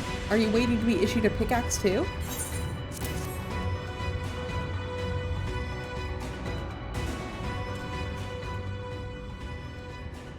Oh, you clearly weren't. Now neither are we. Rest assured we'll put these to good use and work very, very hard. Of course, one cannot work on an empty stomach, which is why I brought some tasty worms to share. As much as we'd like to enjoy a treat, perhaps worms are best saved for afterwards? I want worms. Give them to me. Tasty snack. Greetings, Nur. You may not remember me, but I'm one of the carers from the inn at Journey's Head.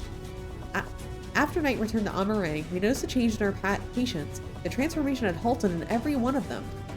I can't express what it did to the mood of the place. We were still celebrating days later, when who should come along but Alize. She said she sought the aid of those who believed in the Warrior of Darkness. We all answered her call right there and then. Of course, some few carers had to remain behind, but as many of us came as we could be spared.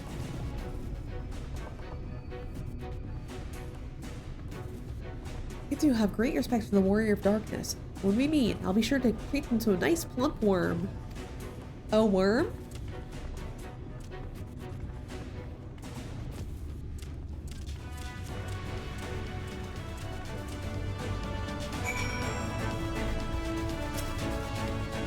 My thanks, Nur. With that, everyone is now equipped for work. I think I'll go and join the soldiers standing guard over the volunteers. It would be a shame if they fell prey to sin eaters after all the trouble we've gone to. Great, let us see that this plan is a rounding success, for the sake of all Norvryn.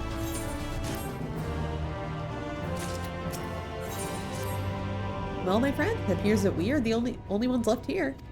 If you've no other pressing tasks, would you care to accompany with Amity? There, Y'shtola is overseeing those who will imbue the Talos with magics. Come, let us join them at once.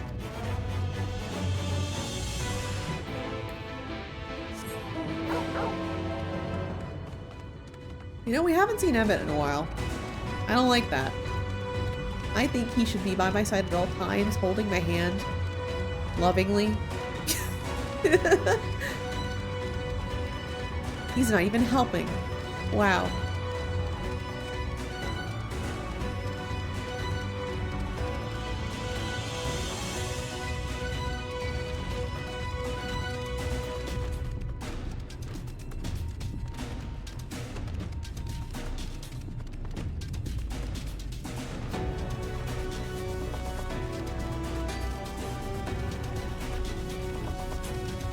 Oh, wait. There's another blue quest in here. I see it like a blue quest here. God damn it, it's ate their current one. This better not be involved.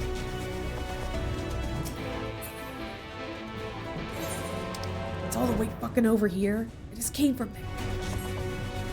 Oh well. I'm probably going back there anyway at some point.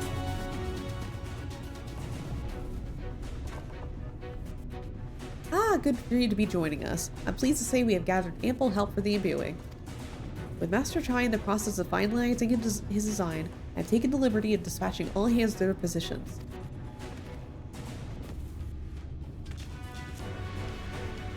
You huddle along as though I have my house in order, but quite frankly, this is the most disorganized mess of a project I've ever overseen, and I haven't spent nearly as much time as I would like on my calculations.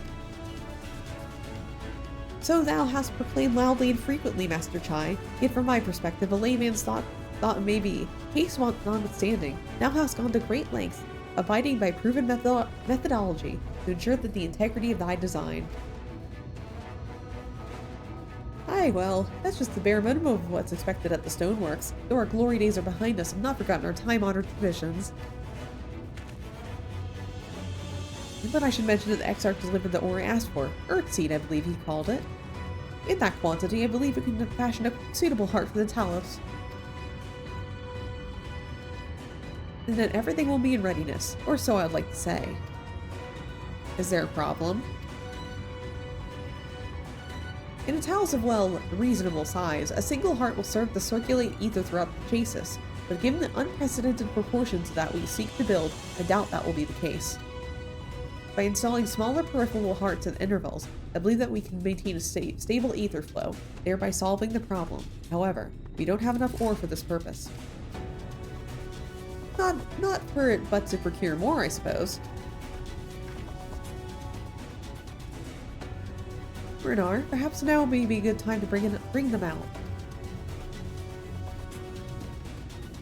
A moment, friends. There's something I would show you.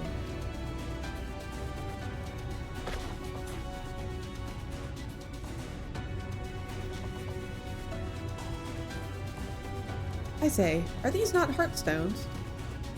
They are, the most prized possessions of we of the Knights Blessed, and these belong to our kindred who have left us.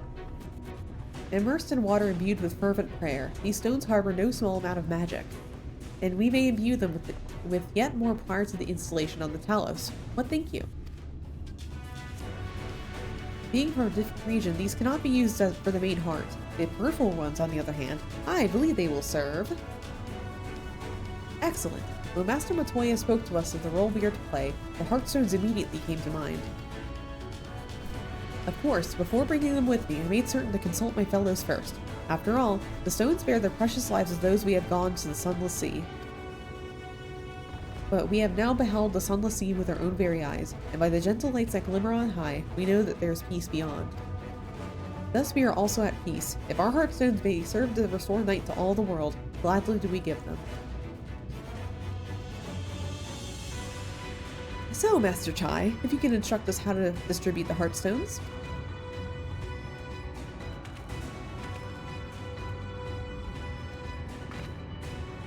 Edner, for good luck, may I ask that you imbue one as well?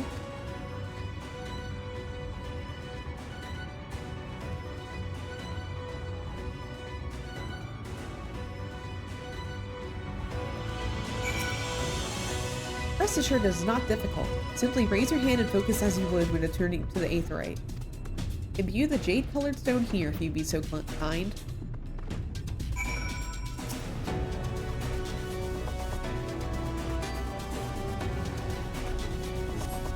The familiar-looking heartstone appears to glow faintly.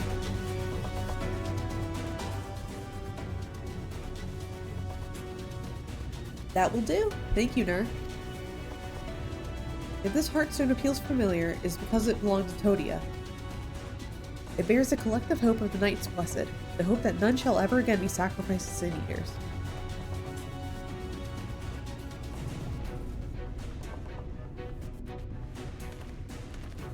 Right, I've identified the spots on the Talos where stones are needed, see that they're amply imbued, and then install them as I've indicated on this diagram.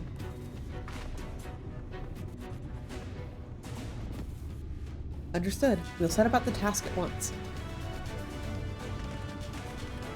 When the Talos awakens and the way to Mount Gold is secured, we shall sally forth. I promise this to be a trying climb, so take what rest you can in the meantime. We'll see you soon.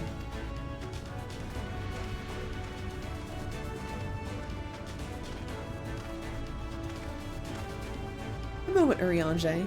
You said that you have measures ready in the event that our friend fails to contain the light. Do you?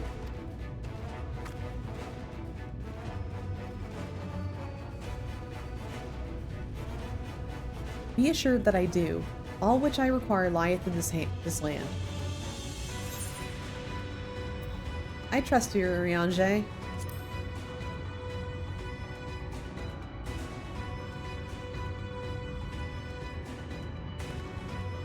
and I swear to thee that thy trust is not misplaced. As ardently as I pray for the preservation of this world, so too do I pray for thy safety. So rest easy, my friend, and take such ease as thou mayest, the better to be ready for the trials to come.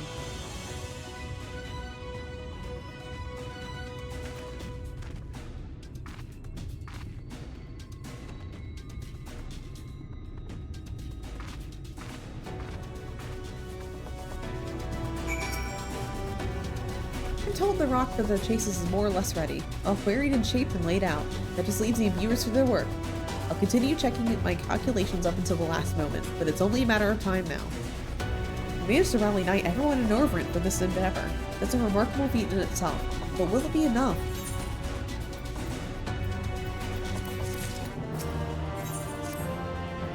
Gah, there's no point in worrying about such things now. I'll get back to my calculations. You, meanwhile, should go to rest as your friend suggested. My wife and the Exarch should be in the tavern. Why don't you join them? Oh, and thank you. Aww. He said thank you. The Exarch? He went outside a moment ago, my dear. I would have thought you'd have seen him. He kept me company for a short while, but then came over rather pale. He'd been clearly straining himself, the poor thing. Anyway, he excused himself, saying he needed a breath of fresh air. Weak as he looked, I did offer to go with him, but he assured me he would be fine. I do hope he's alright. Huh. Well, got a large place to look, but I'm gonna really quickly just like bump over, do the next step of the blue quest, and then bump back to look for the Exarch. Just so I can like get this done efficiently, you know? Because like knowing that this is like a blue quest Aether current thing, that means the next the last Aether current is going to be MSQ. So after I finish this one, it's only MSQ from here for flight purposes. Which honestly, I don't think we're gonna be going back to Calusia after we wrap up MSQ here. Like, as in like what we need for like purposes of as in what we need for like 5.0 MSQ. But we are going to need it for near and future like patch quests for Shadowbringers. Up until 5.3 at least. Once 5.3 passes, you don't really go to Norvrent anymore. Where the hell is it?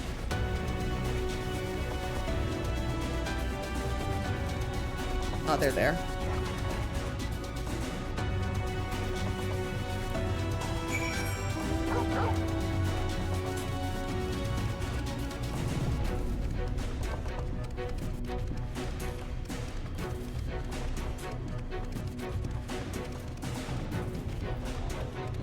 Are they there?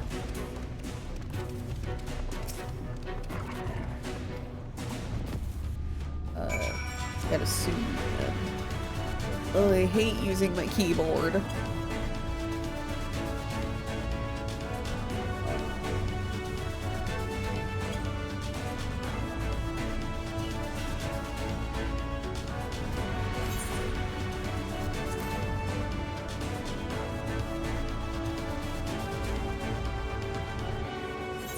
Perfect. Okay, we don't have to go back immediately. We're just gonna look for the Exarch. We're like gonna naturally go back to the village. Cool. And then we are good to go until MSQ for Calusia. And then all we have to do is do flight for the last one, which honestly, the last zone I will not be doing like any out of the way stuff for flight because I'm gonna be honest, you don't really need it until like after 5.0. So all of that I'm going to be doing off stream unless I happen to cross it during the adventure.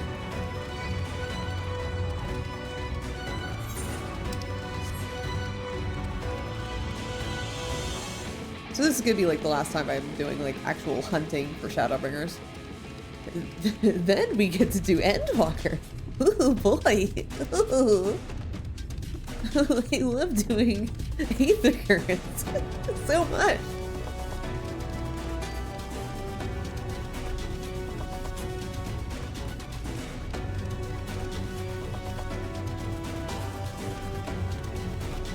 Hi, XR.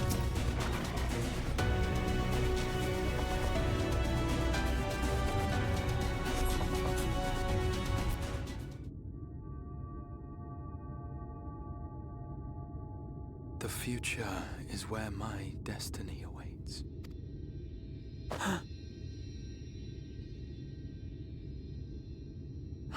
Forgive me, I was lost in a dream. I needed some fresh air and thought to rest for a moment. It would seem I am more fatigued than I realized. Too much time away from the tower, I fear. It drains me, leaves my body frail and weak. Though, in truth, it is debatable whether I can still call this my body. Oh. Is it because you're a popsicle now?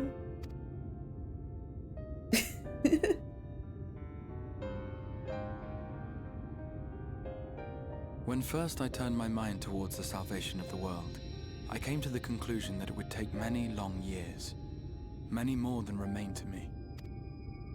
And so I made myself one with the Crystal Tower, that I might live indefinitely.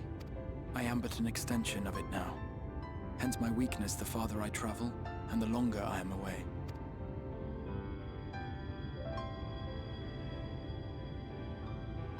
It has been quite a journey. But thanks to you, the end is in sight.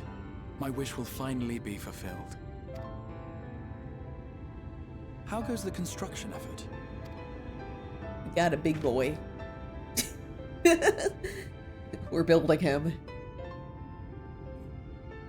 Then this may be God, the this last reminds me moment of- we have to ourselves for a while. Come, sit with me. Hey, Oxar, can you remember the Austin Powers movies? Remember when they shot a big boy into space? That's what we're doing today. Exarch, you're doing good now. You're doing good stuff.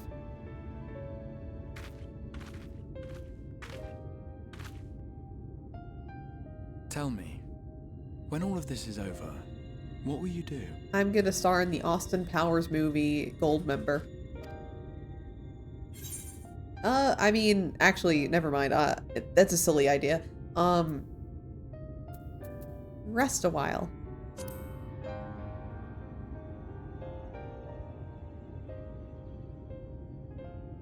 That would be well deserved. You might consider roaming Norvrand not as her savior, but as a simple sightseer. Viewed through such eyes, I am certain she would seem quite different. But whatever it is you decide to do, I have every confidence that you will do well. For you have the strength to forge your own path.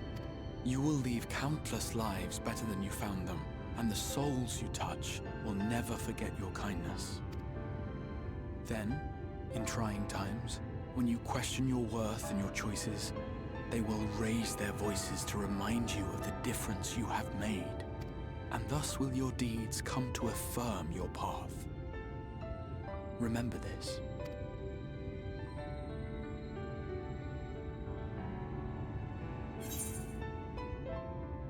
What will you do when this is all over?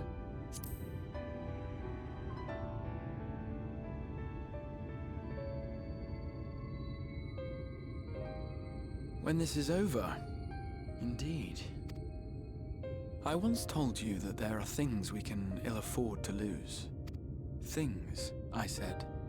Though in truth, I spoke of a person. One who is unaware of the full extent of my plans. Though she deserves to know, I have good reason to keep my counsel. I have come to terms with this in my mind, yet my heart yearns to lay everything bare. For she is my inspiration, and I would give much and more for the chance to speak with her as friends, with no thought of concealment. Should she indulge me with her tales, I would regale her with my own, about my efforts in Norvrand, perhaps. Though, ultimately, that tale is more yours than it is mine. Then, I would ask her about her next adventure. And if she should wish me to be a part of it, oh, how happy it would make me. Together we would travel the lands and cross the seas and take to the skies upon the eternal wind. My heart swells simply to imagine it.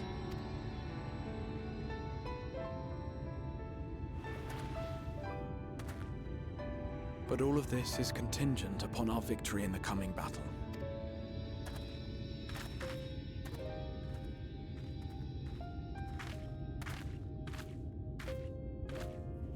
The people of this world have entrusted their hopes to us. We cannot fail them. Nor those who roused me from my slumber. Thank you for your company, my friend. Let us return to Amity. You were sleeping? You were eeping? Who woke you up? Was it from a nap? Someone just wake you up from a nap and you're just like, I promised something to you. Thank you for waking me up. I almost missed dinner. Let's run back. And we can get the blue quest on where we're at it. So last on-stream blue quest of Shadowbringers is everything in next area I'm gonna do off screen. Off stream.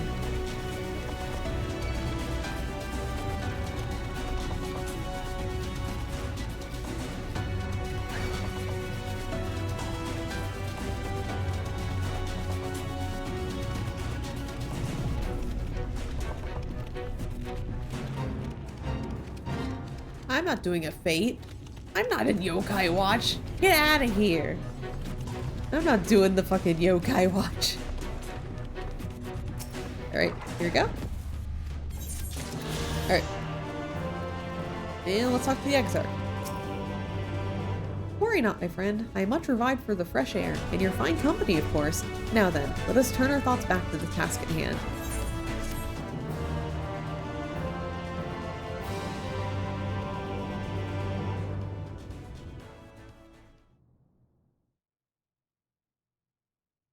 Meanwhile, the Imperial Palace of the Source. Oh god, we have to be reminded of what's happening in the Source. Fucking Imperial theme always gets me. It's so unbelievable, like, I'm evil! Your Radiance, I've taken the liberty of quashing the vile rumors that your heir is possessed by a devil. Why is this not moist? Let the nation and the grief of our army shall rely on patriotic zeal to endeavor them from resurfacing.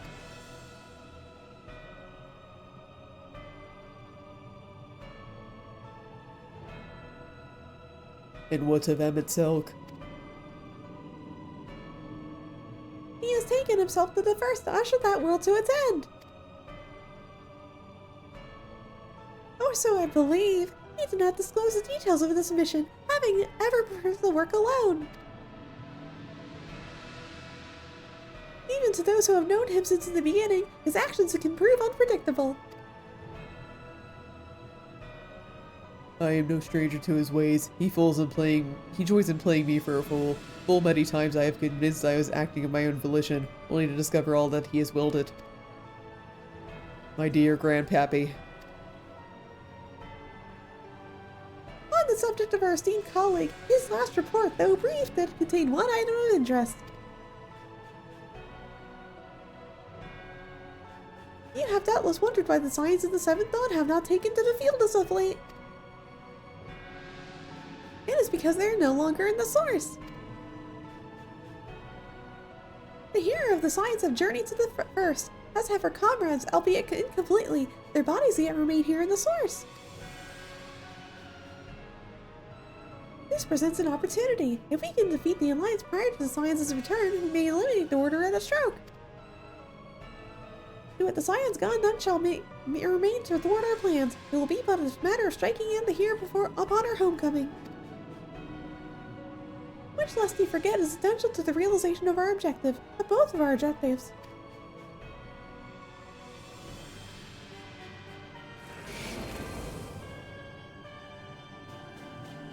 Through Heidelin's meddling, her champions threatened to wrest the reins of fate from our grasp. The world is at risk of being dragged down the false path. One which will never see man reclaim his true form. It is unthinkable that he would supplant us, incomplete as he is. Such a devolution is abhorrent, and it must be stopped before it's too late.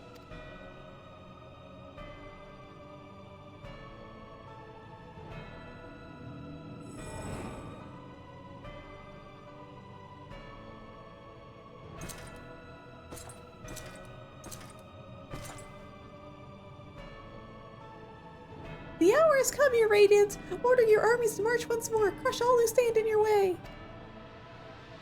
This is your heart's desire, is it not? To seize a victory that is you and yours alone, for the future of Garlemald!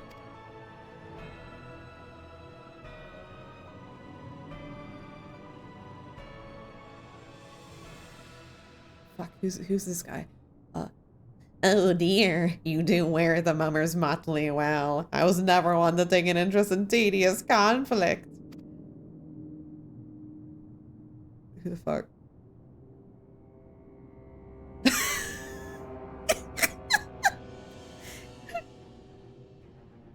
The whereabouts of my one true friend, however, they interest me greatly. I but hope the beast of this verse of providing her proper sports.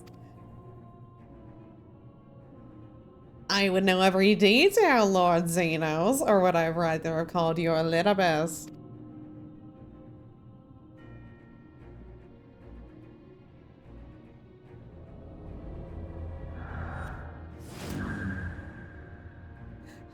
Unexpected, most unexpected. That immortality should be within the reach of those with the barred echo. You haven't done yourself, Xenos ye Galvus.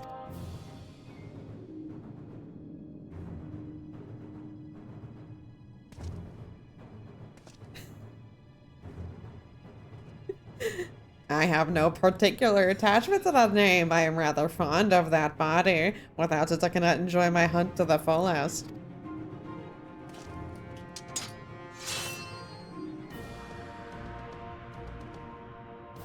Your secrets are my flesh. I care not what you give me first, the choice of yours.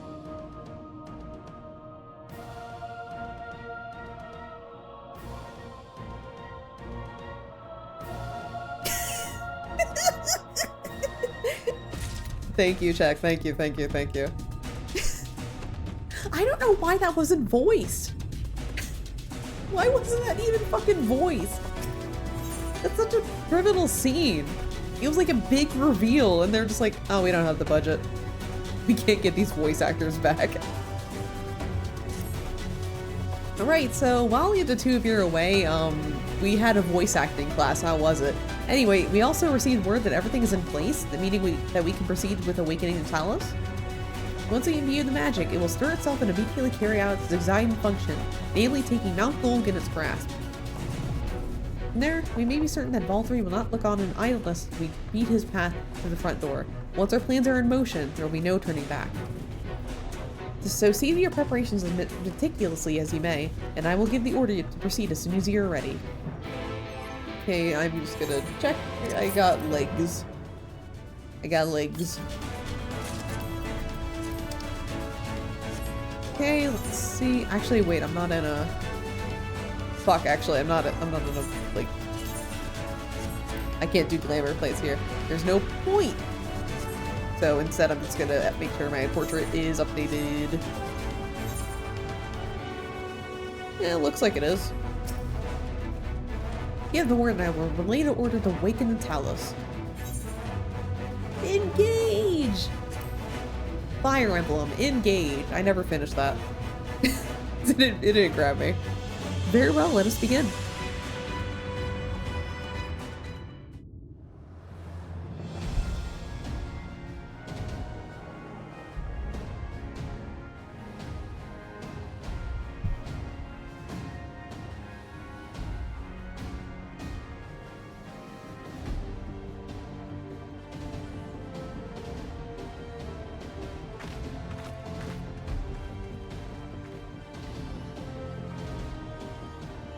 Word from the Exarch. All is set on his side, and we may proceed when ready. Well, we have sufficient stone for our needs. Likewise, preparations for the imbuing have been made according to thine exacting instructions. Then you need only say the word. Let us begin. See that everyone is in position. We shall catch Valtteri, mountain and all.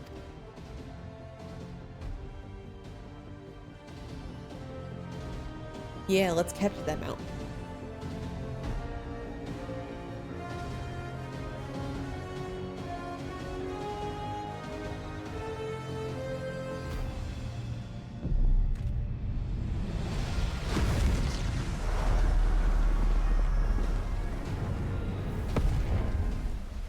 Here it comes!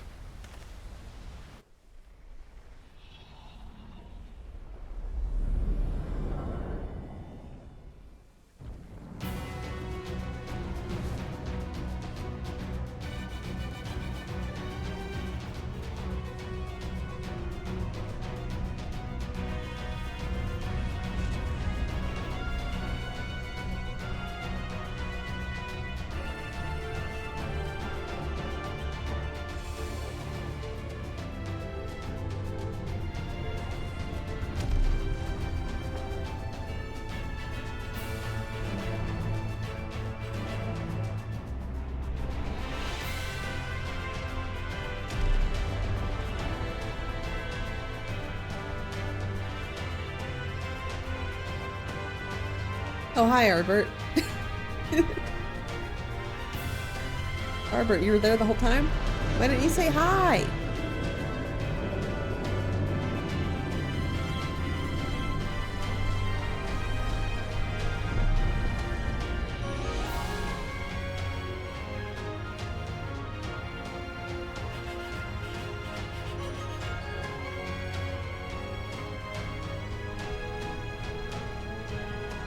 Imagine if Arbert had like zero context for this, be like, what the fuck?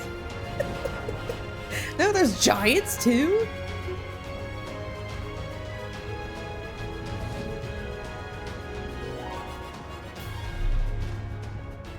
Ha! Yes, yes! You've not lost your touch, you clever old bugger!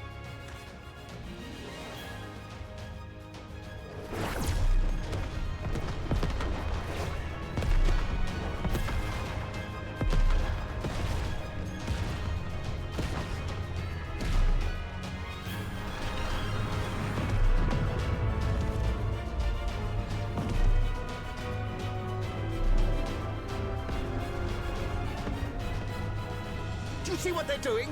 If its hands are damaged, it won't be able to cling to the mountain. Oh, I knew this was a terrible idea.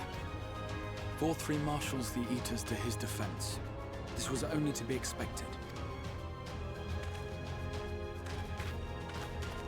We must try and draw as many of them down to the ground as possible. It may not be enough, but we have no other choice.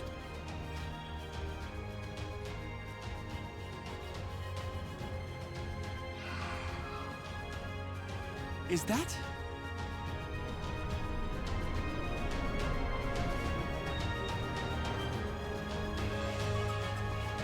Such heartless thing, our sapling is cold and cruel and heartless. Summon us in times of need, we expressly said, yet what should we find but the final battle joined without so much as a whisper of our name? Oh no.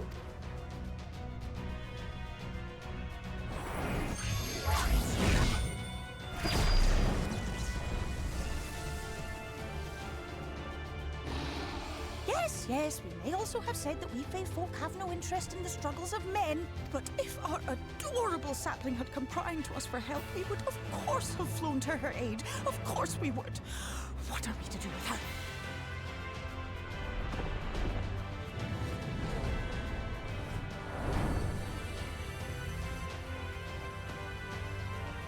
We are so very, very sad.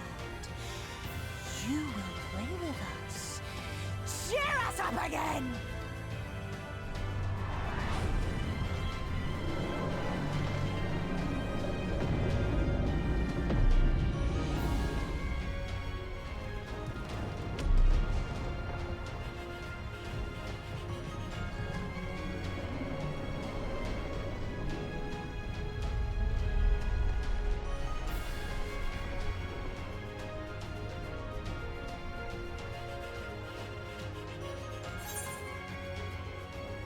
I think they're mad at me.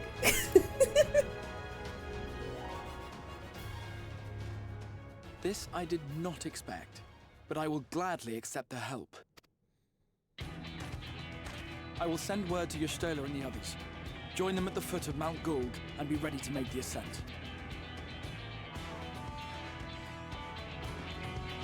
All right, time to do the second to last duty and trial of the expansion.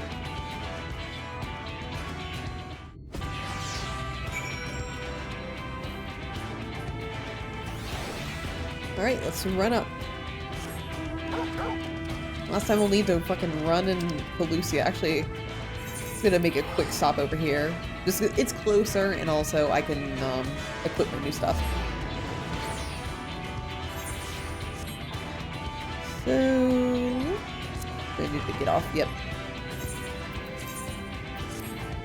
And then reapply glamour.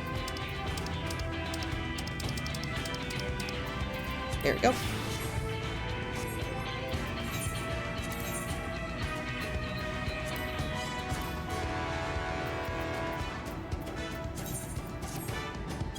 Alright. We are all set to go.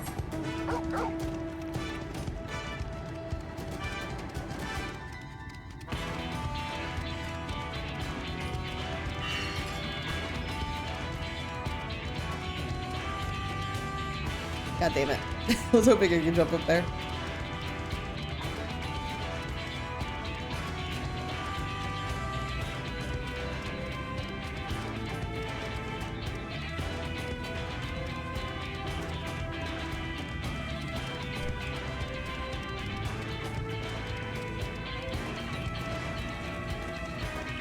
Alright, and after this we'll be able to head up on the second to last duty.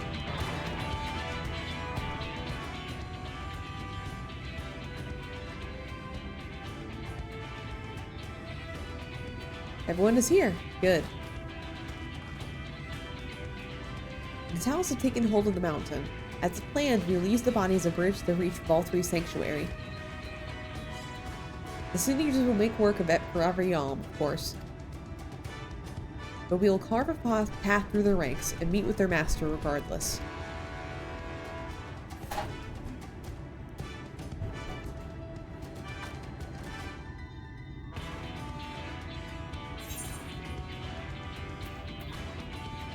Last one's a rotten egg!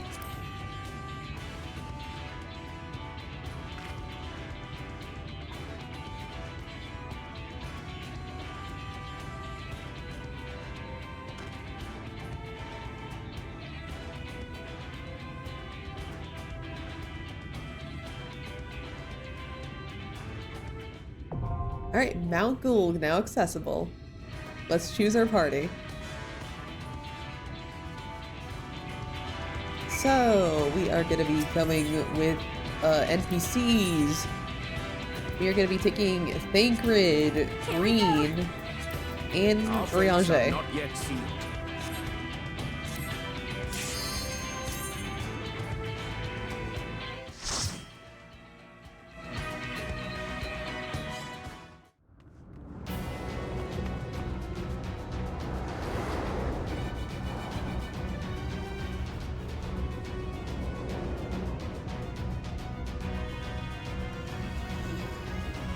What a good little golem. Little Kalos, as they call it.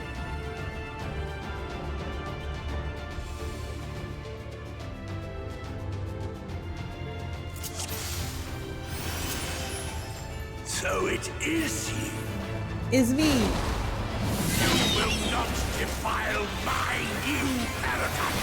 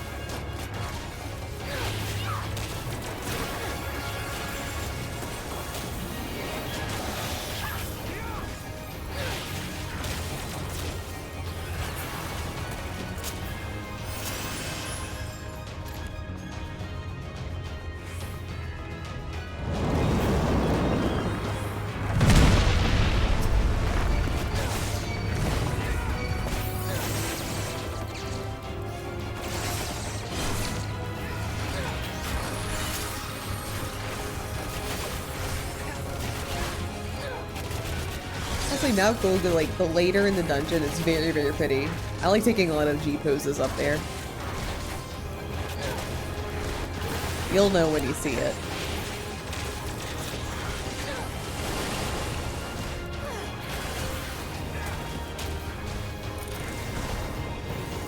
Oh, I'm pointed the wrong direction. I'm barely flipping them. I always fucking forget to point my flamethrower in the right direction.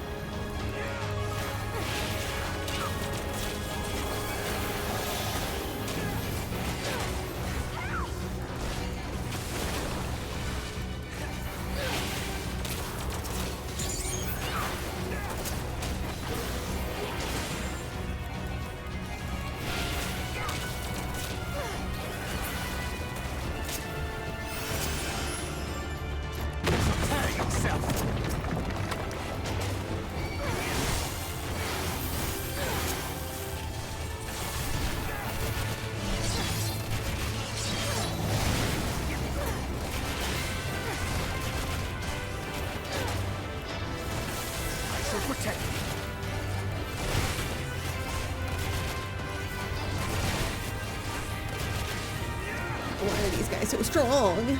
Oy.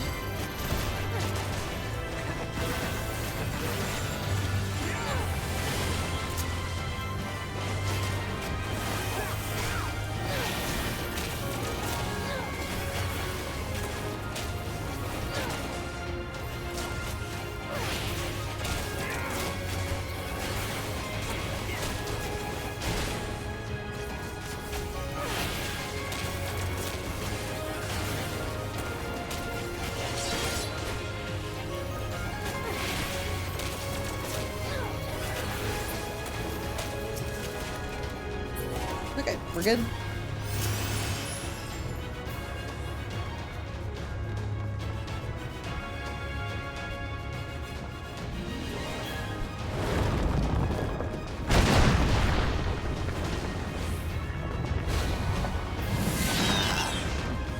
I bet how many mobs are up here.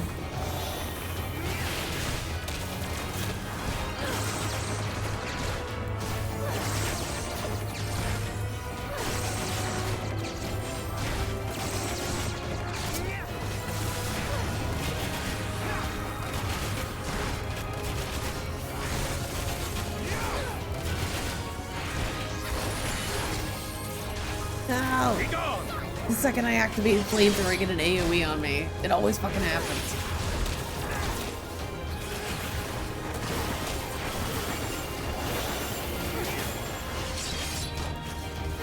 I'll show you.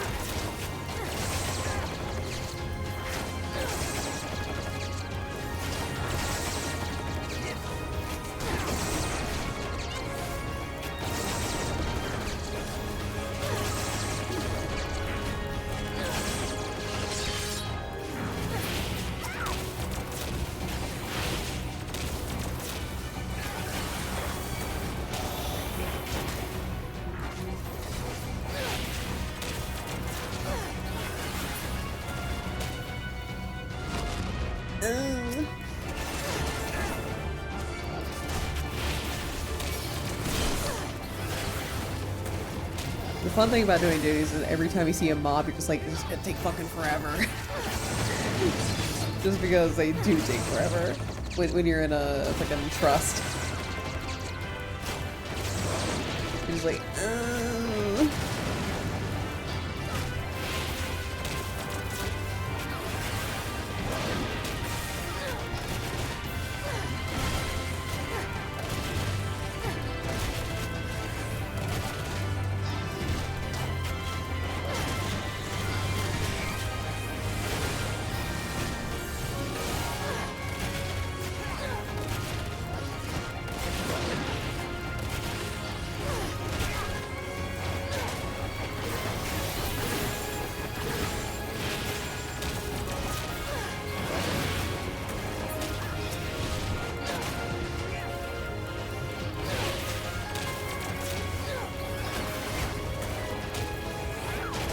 my mind's going right now. I just remembered, like,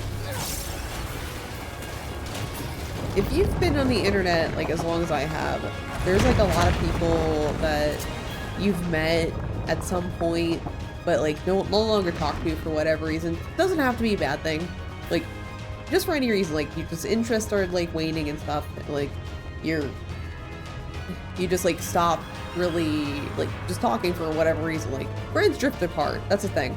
But, like sometimes you encounter the same people that you used to talk to a lot, just like in other spaces. Like there have been people that I have like used to talk to very frequently that I have now encountered on Twitch. I'm like, oh yo, I know them. But the thing is, like, it's not really easy to like approach it, because it's just like, you know, like, oh my god, I used to know you, but back in the day we told each other our real names and that's how we referred to each other. So it's like I can't even like come into their Twitch stream just like even as like a oh howdy, like I'm an old friend.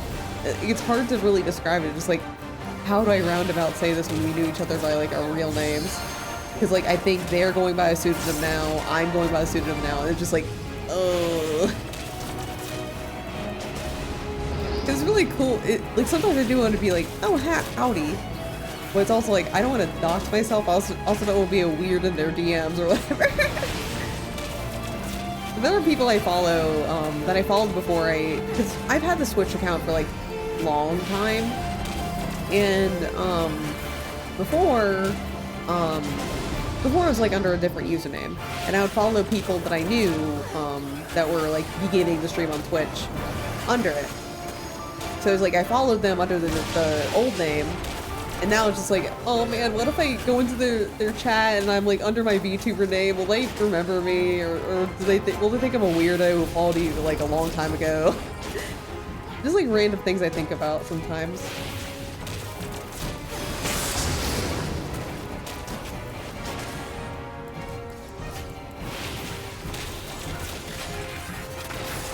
And no matter what, it's always very, very nice to see people that I used to talk to, no longer talk to, for like just drifting apart as friends. It's always very nice when I get to see them having a good time whenever I do encounter them. You're just like, oh, they're having really fun doing this, or doing this. It's really, really heartwarming. It's also like kind of a shock whenever I encounter somebody, because like I used to reside in a very, very like small subsect of the internet. It's like, it's almost like a jump scare sometimes, you know? It was like, wait, why are you here?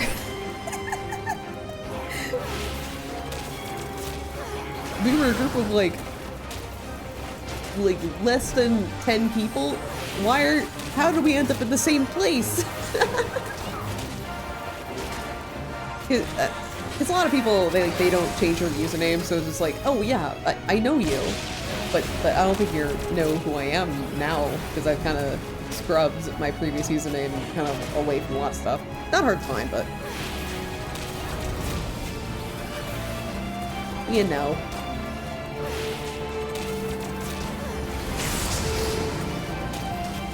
The only time I get scared is when I like encounter people I can know on IRL. Once it happened to me, like I was like randomly somebody from my high school found me on Tumblr, and there's nothing connected with my real name. There's nothing that could give you a fucking hint, but they just somehow found me on Tumblr. And I honestly don't think they knew it was me, because like I don't even know how they would have found me, because they didn't reach out or anything. They just followed me. And so I think they just like were into the same thing I was into at the time, and they followed me, and I like looked at their profile and it was just a picture of somebody from high school, and I was like, I was just like, step 1, internet safety, please don't put your photo that's mortifying. I know, but I don't think they knew me. I don't think it was me. It was just like, oh my god. Also, welcome in, Soren. Hope you're having a great one. But yeah, that was like the jump scare of the century back then. Yo!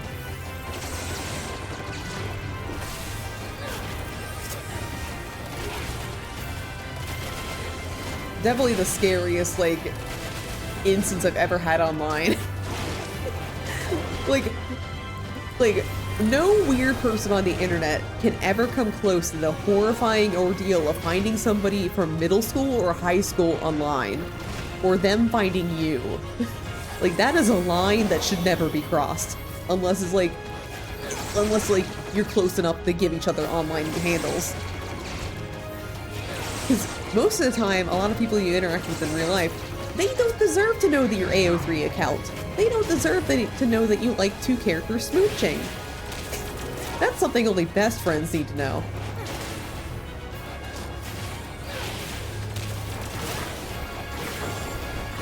If they didn't like me at my awkward high school stage, they don't deserve to know me at my making men kiss online stage.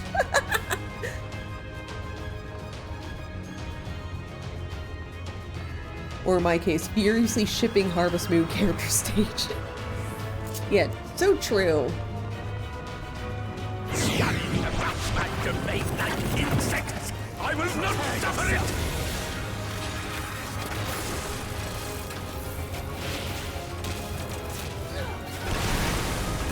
Now we're almost getting to the pretty part of the Dungo.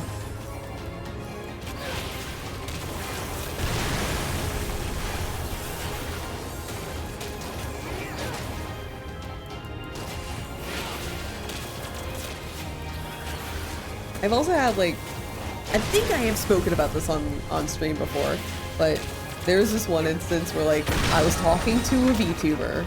Like, I'm not gonna say who, because I don't think they want to, like, have this known.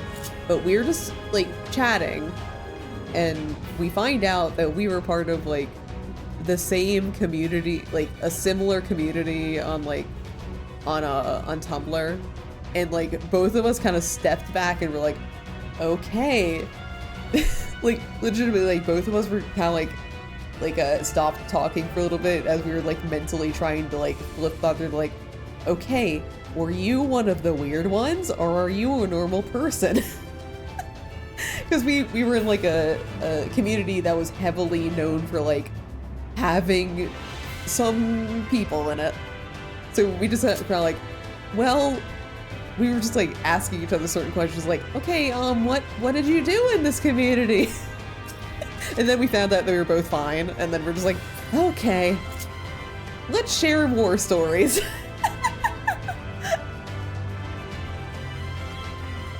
That, like, as soon as we knew that we were clear, we were just, like, immediately just like, okay, what's your trauma? What's your online trauma? Let's have a little camaraderie session now. Now that we know we're both normal. Definitely like one of a dozen. I know, I'm being vague on purpose. I'm being vague on purpose. Tumblr is weird. I'm still there, but it was weird.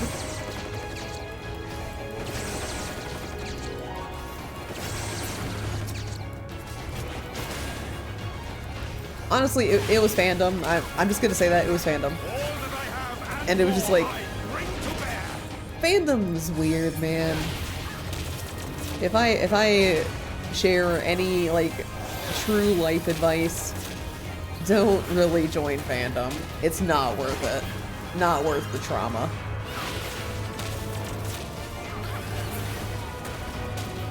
Just, like, find a couple friends and then enjoy it. Enjoy yourself, you silly Billy.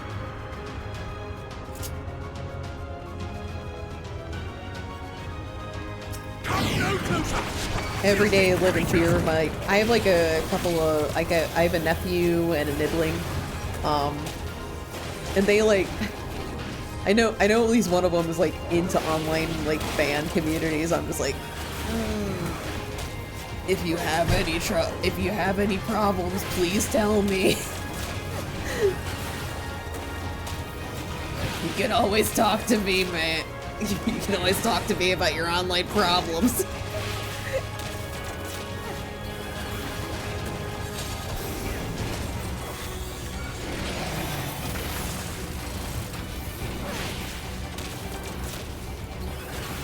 I think my cat just dropped something, but nothing broke, I think, so I think we're fine. Gotta give the newer generation some stories to learn. I know. Straight from the trenches.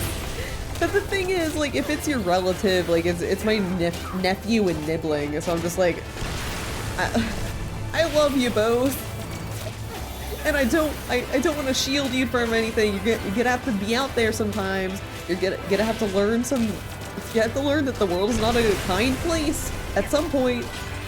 But also, damn.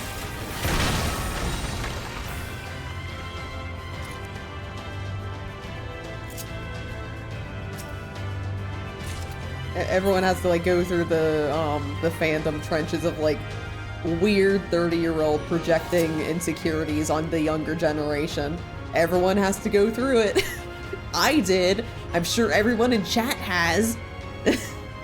Cause there are weird 30-year-olds talking to like people in their mid-20s and younger.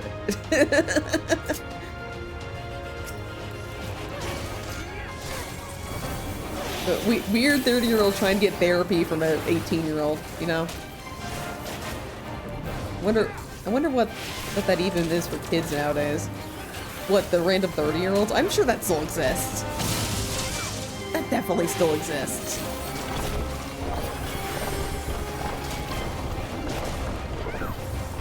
Like specific series where 30-year-olds projecting on.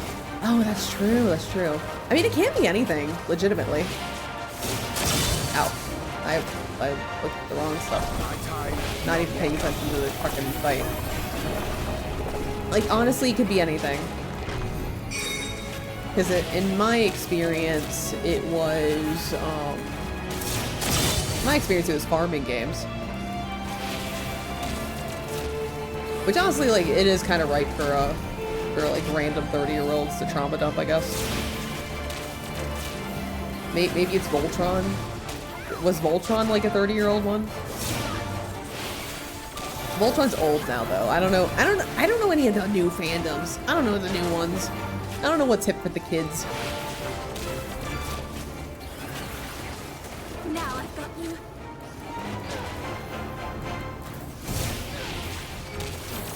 Yeah, I don't know what's popular nowadays. The only things I know that are popular are like, I don't know, like things that kids wouldn't be watching anyway, or shouldn't be watching at the very least, like Chainsaw Man. I don't think that's like a, I don't think Chainsaw Man's like a kids, things that kids are into. I don't know, Spy Family. Spy Family's getting older though. I don't know, me like walking up with my like my personal agenda. Hey kids, get into Natsume Yujin show. It's a great show, I promise. It's actually very, very good. It should be popular, but the kids want their Jujutsu Kaisens and their My Hero Academia.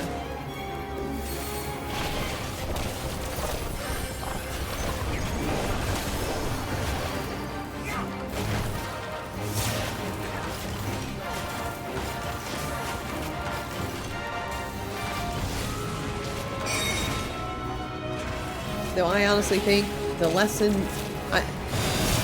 since we're on the topic though, since I'm almost turning 30, if I ever start trauma dumping on somebody that's the age of 25 or younger, just like take me out back and shoot me. like I don't just, just take me out. I wouldn't want to live like that. I have become the villain at that point.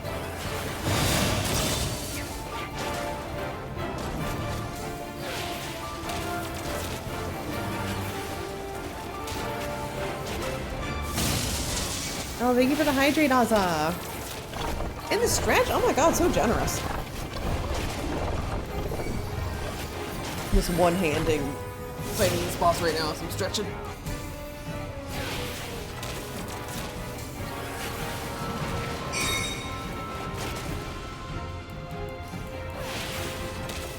That old place. Stop trying to understand the young.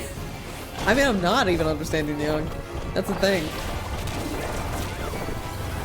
Oh, you can wait until later. No, I'm doing it now. I need hydration before I fight the boss.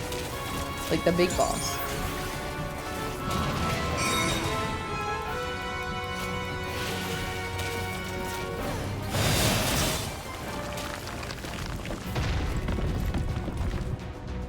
Like, I am old because, like, now whenever, like, the popular anime or the popular, like, big thing happens with the youth, I'm just like, man, I'm too tired for that. I'm gonna go watch my favorite anime for the 15th time in a row.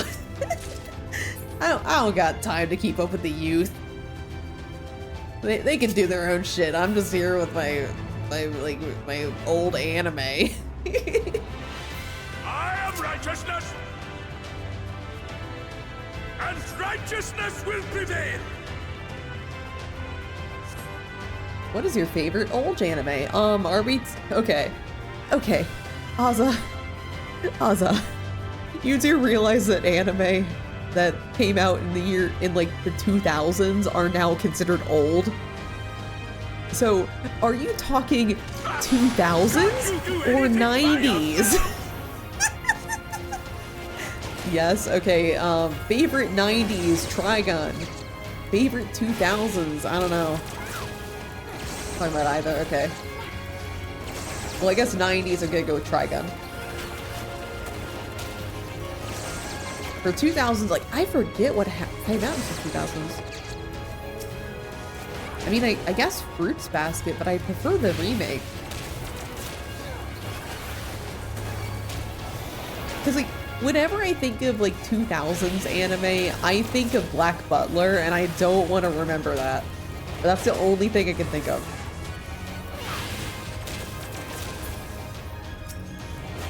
Early 2010s anime OPs start. 2010s is not classic. It can't be. No. I can accept 2000s. 2010s is crossing a line.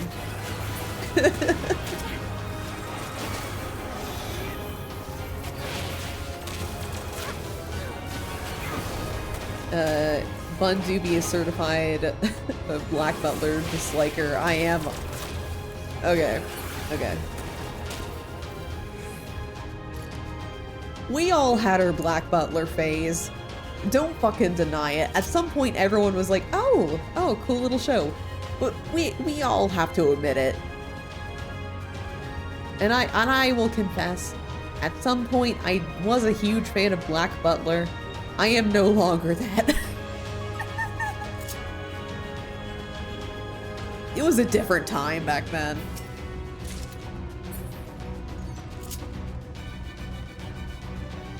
It's one of those shows where it's like when you were a kid, you're just like, oh man, this is so cool, it is so cool. And then when you're an adult, you're just like, what the fuck is this? This ain't right. That's the glory of like brain development there, my dudes.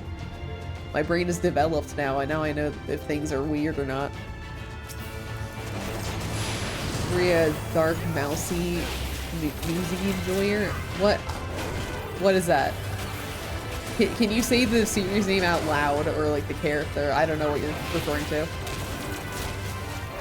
I tolerate Black Butler because it was huge in my friend group, but I never could get that full sexualization of a minor. Yeah. That's something I didn't think about as a kid. For middle schooler. I was a middle schooler when I was reading Black Butler. DN Angel? Okay. Yeah, I did read DN Angel. I didn't watch the anime though. I did read it though. Did it even finish? I don't think it even finished. Because it was like one of those series that went on a long hiatus. That like never finished. So I don't even know if they eventually went back to it or it just doesn't have an ending. It was big in my friend group. Oh no, it was college. Oh no, Azza, it was college. No. See, like, if there's like a middle schooler who's like into Black Butler, it's just like, yeah, you're a kid. You don't know.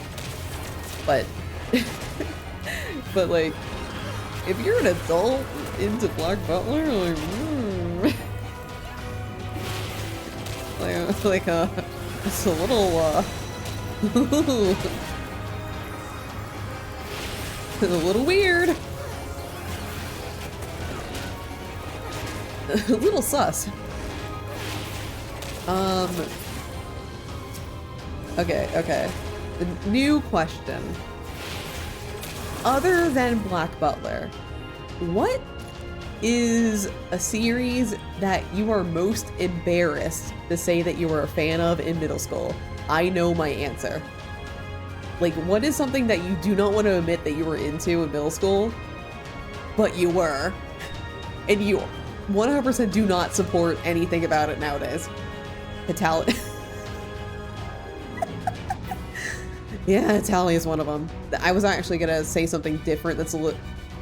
My answer is, I argue, to be a little, like, more yikes than Italia, but I was a huge Italia fan in, like, very early college, like, when I was, like, 18.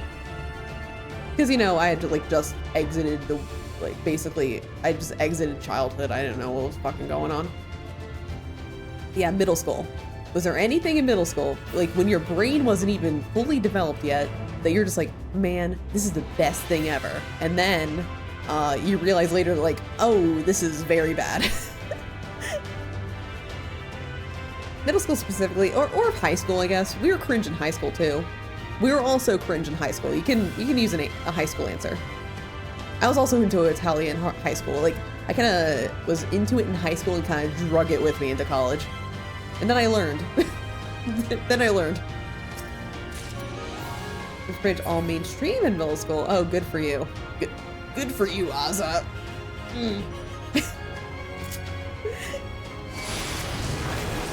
Okay, I'll share my answer.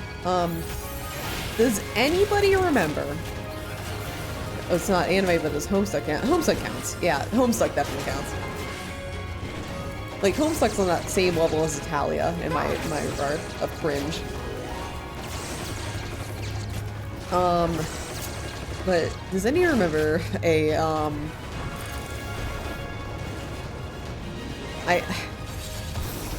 I'm almost ashamed to say that I was into this, like, I was into the show in middle school. Do you remember a show called Loveless? Do you remember that? Oh, Soren knows that one.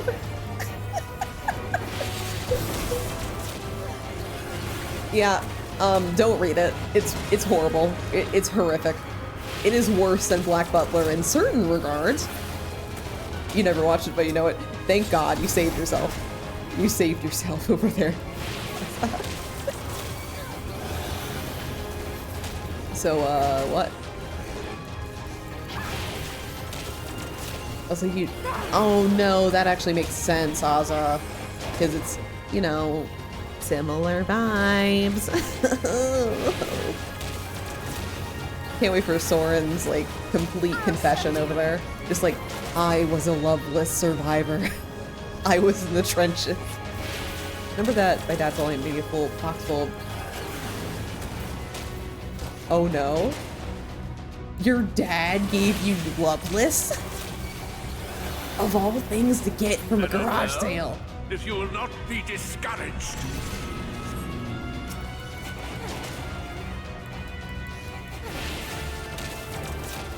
How did you like it, Soren? Because anything anime manga clearly must. I mean, true. My mom was the same way.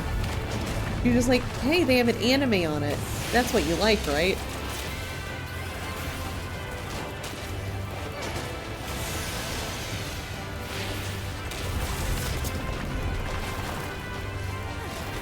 But yeah, I read the manga, I watched the anime. At some point, I owned the box set of the anime because I found it for like $5 at a thrift store, and I was just like, man, this is amazing. I have the full series of Loveless. I don't have it anymore. I got rid of it.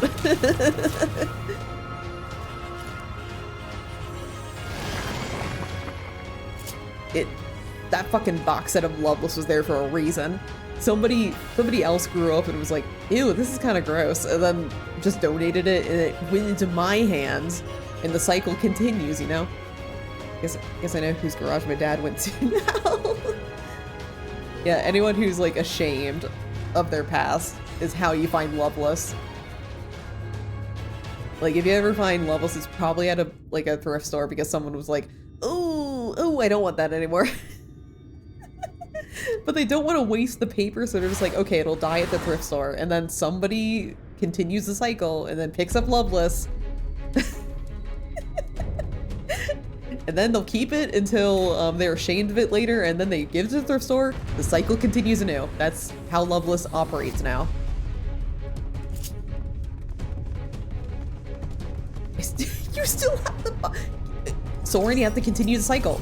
Soren, what are you doing? You're ruining the life cycle of Loveless. Soren, why do you... Okay, Soren. Okay, I have an idea for you. I have an idea. So, either you give it to the fucking thrift store and let it continue the cycle of life of Loveless, or... Stop them, damn you! Or you sign it and auction it off for money. You're like, this is the exclusive Soren Caster signed Loveless box. Oh, I got all vulnerable. Oh, fuck. Sorry, I'm too busy harassing you. You gotta pay attention to the video game I'm playing.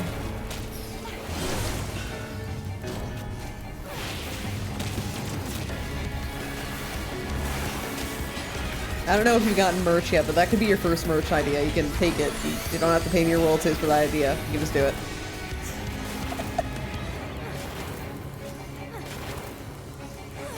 Just sign it directly over the main character. Yeah! Exactly. You do it exactly like that.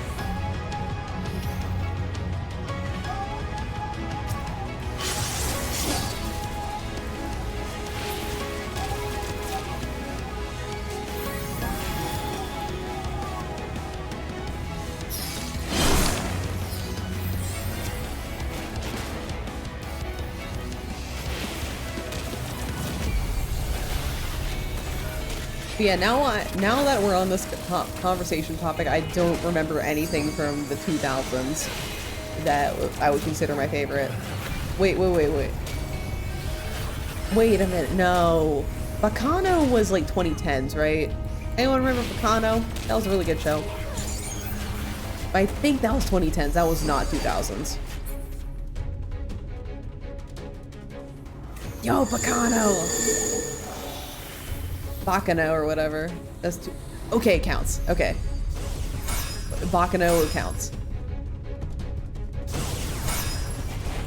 Oh, 2007, 2008. Okay. Okay, then definitely that. That is my 2000s pick. You're still collecting the novels? Nice! Is it still ongoing, or did it stop? I don't know if it, like, ended up, like, finishing or not. Or if, like, you know, the creator just started ignoring it in favor of Durarara, which I think is a little inferior, but who cares? I'm not the one funding it. Owie. Things going on? Oh, cool. Keep finding new novels whenever I go to Kinokuniya. Oh, nice. I haven't read the novels for Bacano, or I don't know how to pronounce it. Bacano. But I love the anime. The anime is so good. One of my dream cosplays actually is from Bacano. It is to do Isaac and Miria. I just need to find a fucking Isaac. The Bacano BBB pipeline is real.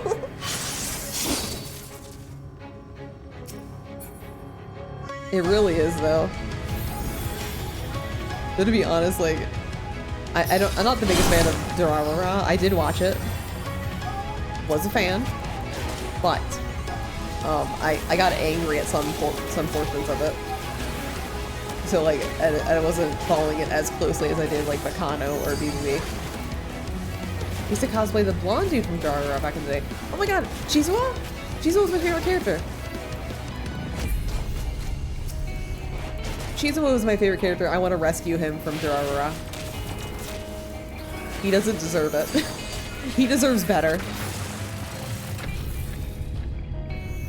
Yeah! Yeah, Shizuo was amazing. He's very, very good.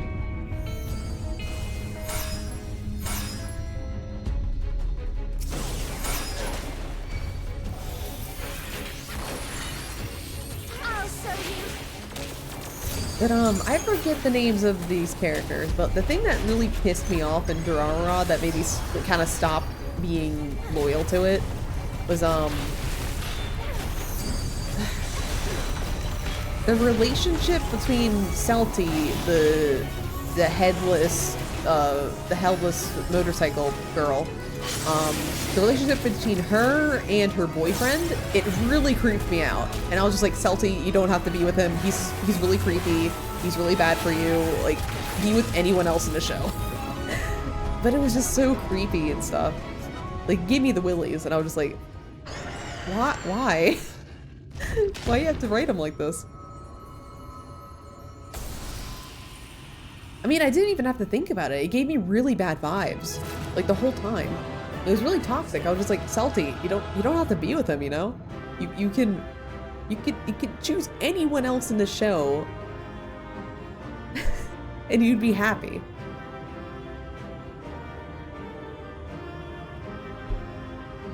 Like, I didn't really have, because like, I can live with a good toxic relationship in like anime. Like, I'm not saying that things need to be like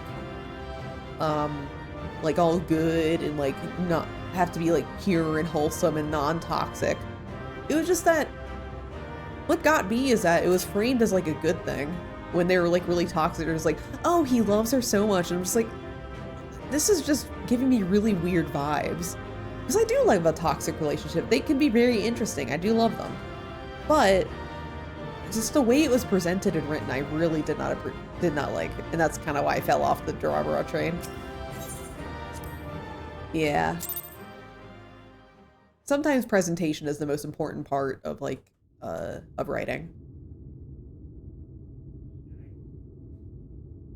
It's like you can write toxic relationships and it can either be very, very interesting or very like cringe.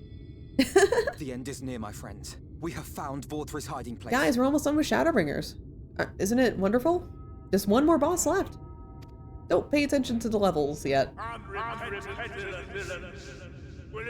So proud of you, thank you. Yeah, almost done. You stand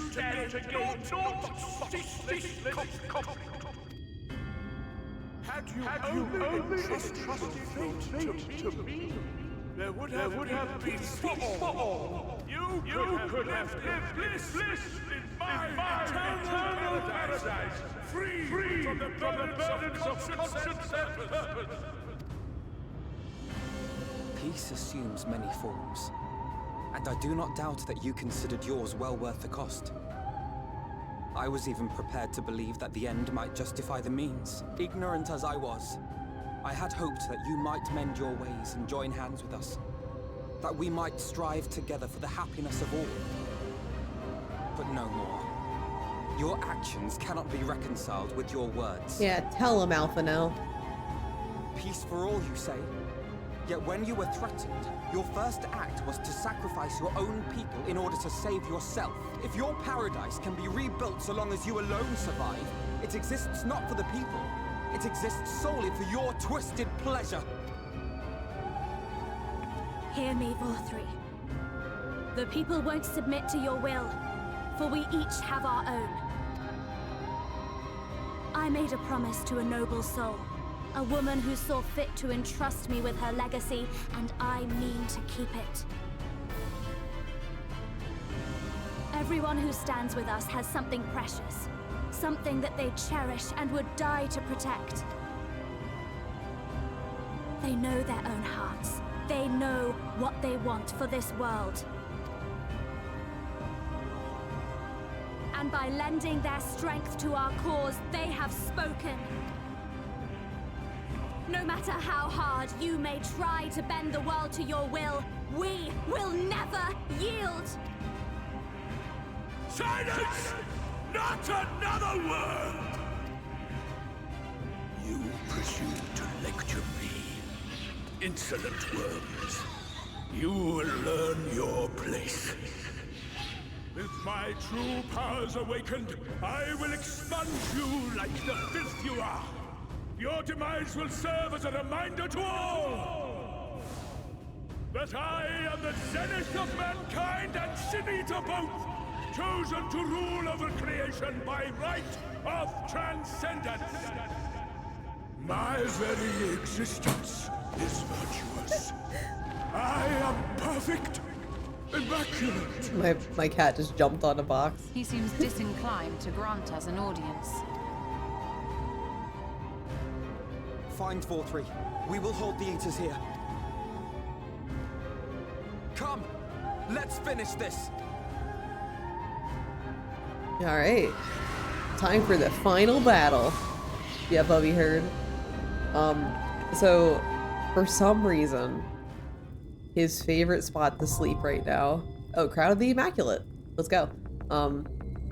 Favorite spot to sleep right now is a bed on top of a empty box that's right next to me. So it's literally like an empty like Target box with a bed on top of it. And it's his favorite place to sleep. It's very cute. Alright, less than 5 minutes. Honestly, this area is very, very cool to G-pose at because it's like a perfect little spot to like do some G-posing.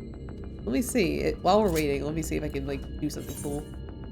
Oh, I am in like the worst position. Let's see what we do here.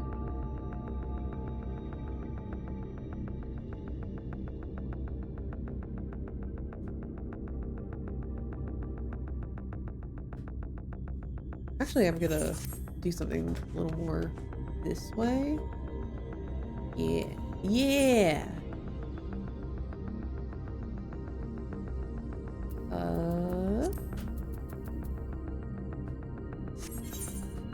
Wait.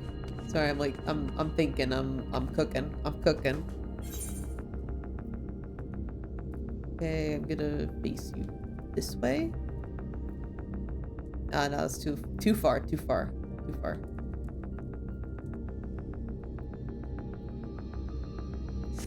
Yeah, I'm not feeling any inspiration right now. I'm just gonna chill.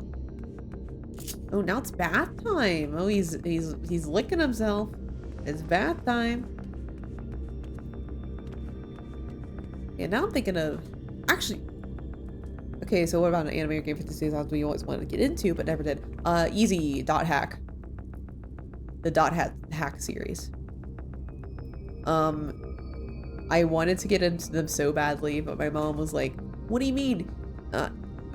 Do you mean you have to like you're paying for an incomplete game?" Dot Hat Mansion. I wanted to buy them so badly, but my mom was just like, "Why would you pay for something that's not even complete, ner? Get a game that's actually finished." Because like Dot Hack was like named like Volume 1, Volume 2, and she was like, games are meant to be complete. Like really, like honestly looking back on it, my mom had the most base take on gaming ever. Yeah, I know. She was like, why isn't it the full game? It's a scam.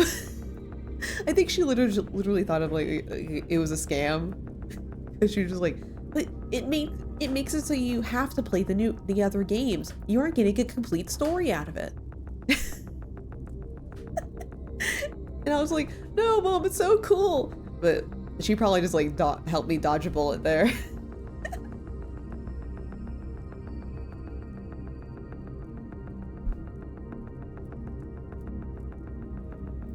It's just so funny. But yeah, that's it. Is any other games that you like wanted to be into but couldn't? And also, second answer, Persona 3 when it initially came out. Because I had heard of Persona 3 and I was like in fucking middle or high school. I don't remember what year Persona 3 originally came out on, but I heard of it. And I was like, oh, this is so cool. I want to play that really badly, and it's for the PS2. Is a Dot Hack fan? And so I was like, oh man, Persona 3 looks so cool. I want to play it so badly.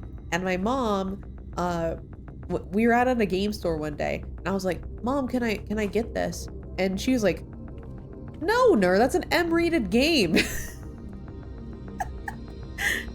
So I couldn't because it was M-rated. But the funny thing is, the reason why it confused me so much is because my brother, I have an older brother, and he was already like playing M-rated games, and anything that he played, I was allowed to play. So if he had an M-rated game, I could play it. Oh, hi Sango, how you doing? Hope you're badass one. Right now we're discussing things that we couldn't play when we were kids but wanted to, what we missed out on. So like, as an example, like I was free to play like Mass Effect. I was free to play like a bunch of stuff that like when it came out, I was under the age of 17. But the thing is, if I wanted something, if I wanted something and it was M-rated, I wasn't allowed to play it. But if my brother owned it and it was M-rated, I was allowed to play it. It was so weird. Like, I played a bunch of stuff that I probably shouldn't have been allowed to play just because my mom was like, oh, your brother can play it. You can go ahead and do it. Meanwhile, my brother's like 5 years older than me. So like my brother was like playing these like explicit like M-rated experiences at like the age of like 18, and meanwhile I was just like there at 13 years old just like, oh man, Mass Effect, so cool. I was allowed to play or watch basically anything but explained by irreversible brain damage. I mean, that explains it for some of me. I was allowed to play Final Fantasy VII at the age of 7 or 8, and I don't think it had a positive impact on my brain growth, but it sure did have an impact on my brain growth. They say so many swears in that game. I learned so many words. Can't really think of games I wasn't allowed to play unless they were online games. My family was against subscription games. Yeah, my family was like, they're very careful about like online safety and stuff for me. It was so cool when I was like 9. What do you mean he was cool? He still is cool, Sango. My god. But I remember when I was a little wee baby. Yeah, exactly, he still is. When I was a wee, like, tiny baby allowed to like play computer games, my mom was like, okay, Ner, whatever you do, don't press the internet. It's full of really bad things. And you could like something really bad could happen if you press this. And me, because I inherently just believed everything my mom said, I was just like, I can't press that. The bad things will happen. A virus will come and destroy everything if I press that button. So I never like went on the internet until I was like a little older. It was because I listened to my mom. And then I learned RuneScape, and then it was over for me. I learned what RuneScape is, and that's what introduced me to the internet. I was like a level 69 something in RuneScape. I had level 99 mining. Also, hi to Voltry. Everyone say hi to Voltry. Everyone wave. Hi. My little sister and I have the same taste. Pokemon, Zelda, Kirby, Kingdom Hearts. You watched Evangelion at 11? Yo, that's horrible. Who hated you? Did someone like decide to play a funny joke on you? If you're like, hey, 11-year-old, have some Evangelion. This will be a mercy. Yeah, this fight's fun. I gotta pay attention though because I'm surrounded by people who are playing the game instead of like NPCs. Yeah, played funny joke on me. It's too powerfully nerfed with anime. I mean, isn't that all of us? Pluggo, I think that's all of us. I would be so like revolutionary and powerful if I didn't like watch Rurouni Kenshin as a kid. That's kind of the blueprint for me. I will crush you. The anime debuff, I know. I mean, we all have to have some kind of debuff or be too powerful. I will strip you of the illusion of will.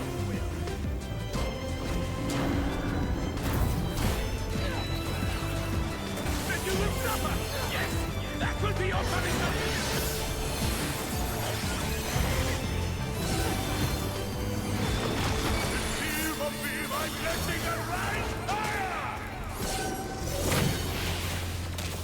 God, half the time I'm like, man, the NPCs are acting so responsive right now. And then I realize, like, oh yeah, I'm in a party of like 8 other players. Of course they are.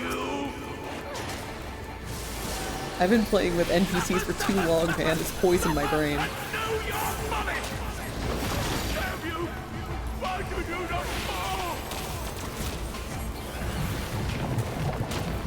Uh-oh. Initial D, Evangelion Kenshin, Super Valiant movie developed with 50. Oh my god. Yeah, my anime blueprints were a combination of Rurouni Kenshin, Fruits Basket, and Dragon Ball Z. That's what poisoned me. Technically also Pokemon, but I don't really count that. You don't know what anime is when you're 5 years old. Yeah, I just thought it was a regular cartoon.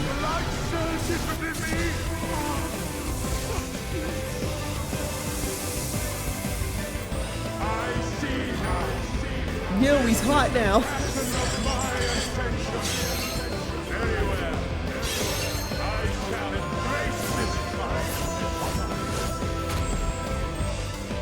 Oh no, he's hot.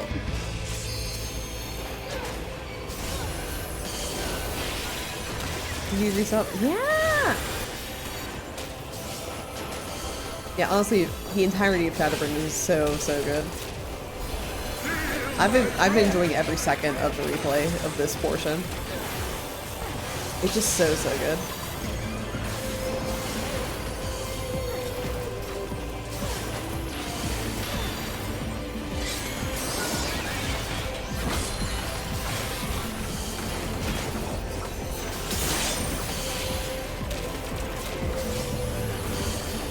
Very with the release date, by the way.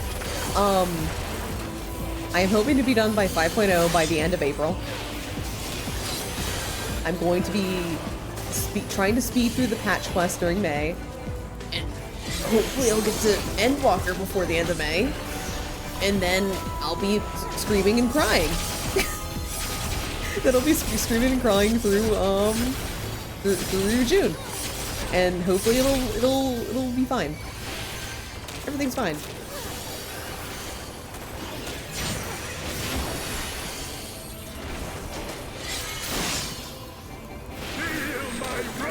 Because I'm thinking on Sunday I'm gonna do a longest stream to get through the rest of 5.0 based on like what point I'm going to be leaving off on today. And then patches like 5.1 through 5.55 are, some of them are short, some of them are extremely long. So I don't know. We'll try. We'll do our best, at least.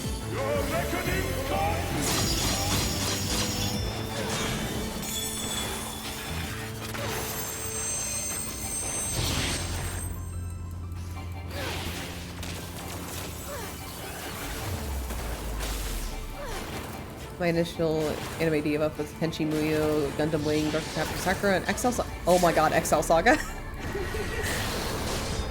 I remember seeing that announcement live and I was thinking, oh no, there's worst case scenario. It's correct though. It is the worst case scenario. I'm trying so hard. I might be setting aside like a Saturday that I have available. I died. Anyway, if there's like a Saturday I know is like free for me, or a Sunday, it might just be a very long Final Fantasy XIV stream.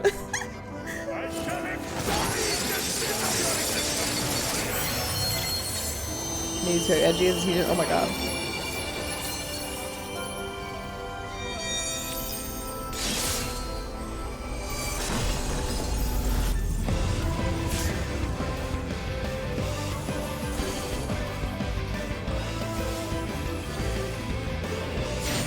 Well, I'm gonna be sitting here for a while because the healers are kind of occupied right now.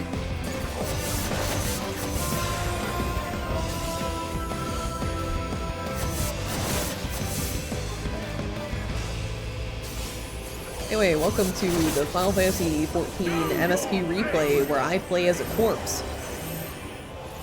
It's fine though because I'm a sprout.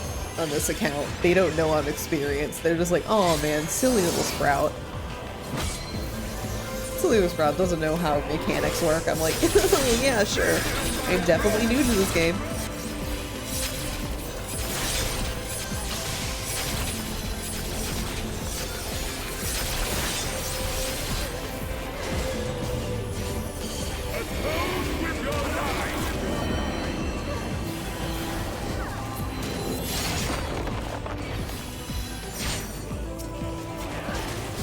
Me every time a week of work.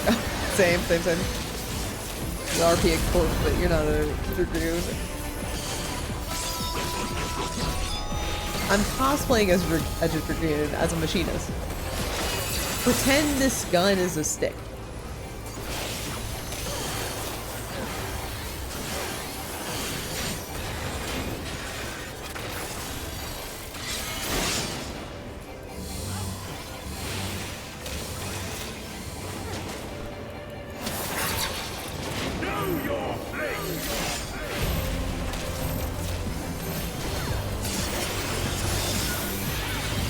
Oh, we did it. We beat Shadowbringers, everyone. I knew that I was gonna make it to Endwalker before, you know, being a bayonet of the Underworks. Kino's journey set me up for a lot of my tastes. Oh my god. That's what not a lot of people talks about now. Okay, well, we did it. We beat Shadowbringers. Anyway, let's talk to Rain.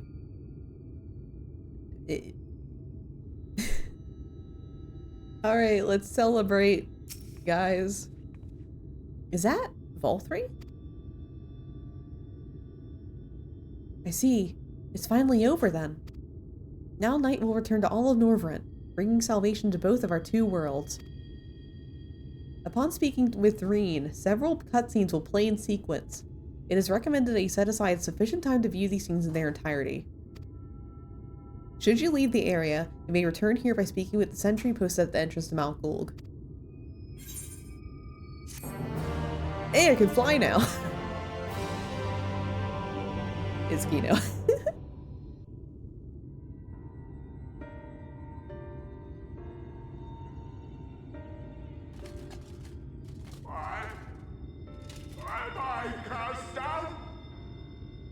But it is you who are the villains.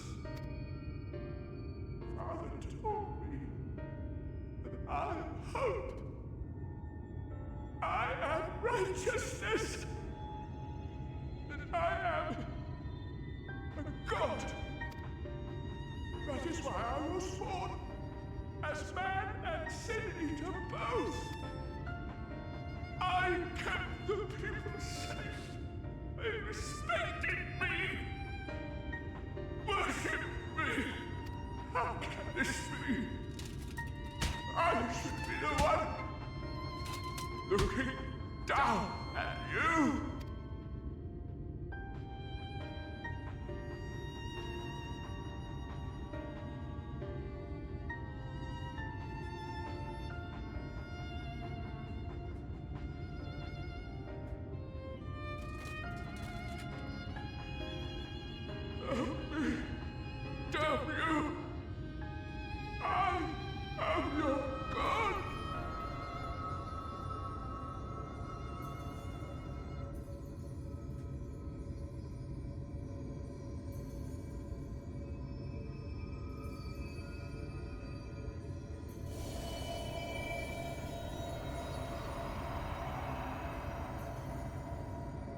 Alright, we did it. And now peace was all of Norvrent. Yeah, swallow those particle effects. Just sip them all up. Yeah, roll the credits.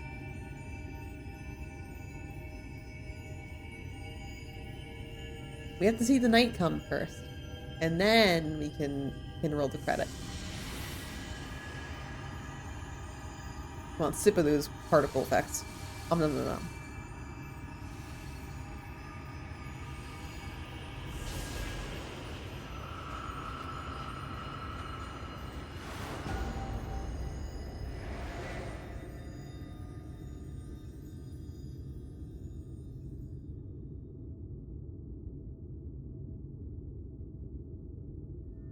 Look.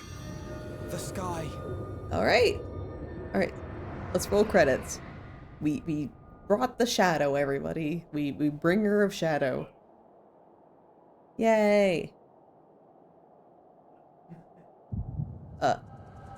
Oh man, we're having another flashback.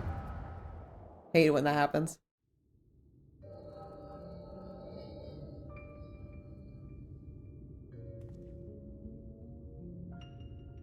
Fools! Were it not for my decisive action, the whole city would have been overrun, razed to the ground. Yet they dare to complain about casualties? Spare me. I'll wager they were put up to it by those wretches who seek to usurp me. They're stirring up the citizenry. But if they think I will yield to the likes of them, they are gravely mistaken. To be subjected to such deplorable treatment, such ingratitude. You have my sympathies, sir. You do so much good for this city, and you could do so much more were you not surrounded by fools.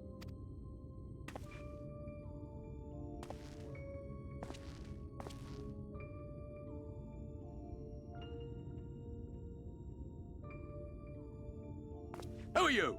You're not supposed to be in here. That's my husband. He's doing evil things. My apologies for the intrusion, but I come bearing a proposal. For one me. that will ensure the longevity of your reign. He's proposing to me.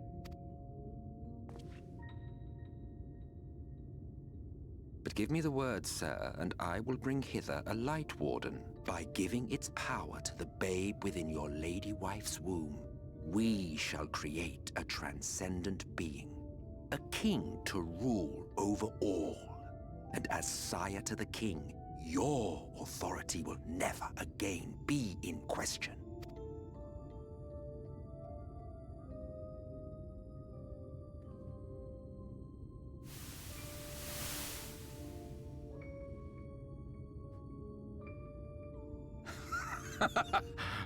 Amazing. Before my Vothri, they behave as docile pets. With this gift, my line shall be guaranteed power for perpetuity. We shall rule the whole world. By all means, sir. United under Yulmor's banner, men will cease fighting and abandon their ambitions. Thus, they will grow fat and complacent, and in their sloth, seal your supremacy.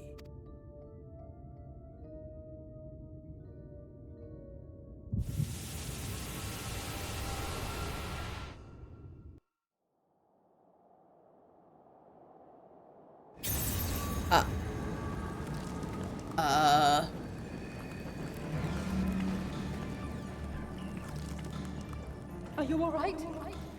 Say something!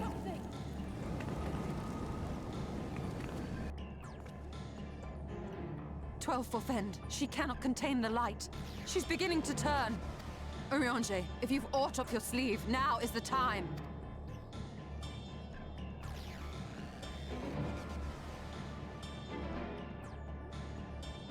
It's changing back.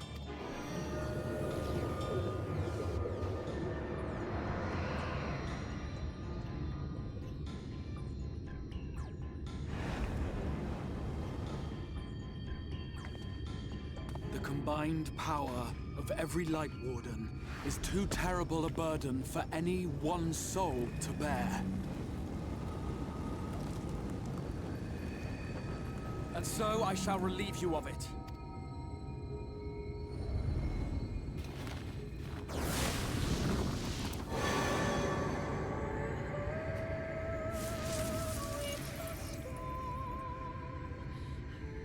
Exarch, what are you doing?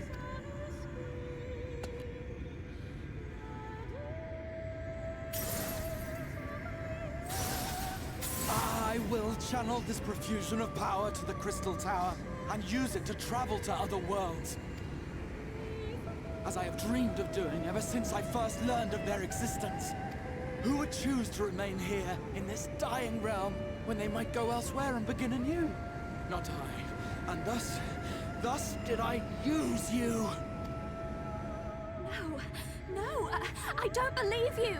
It doesn't make sense. Damn you! We won't let you do with her as you please. Do not interfere! Please, I beseech you all, let him go!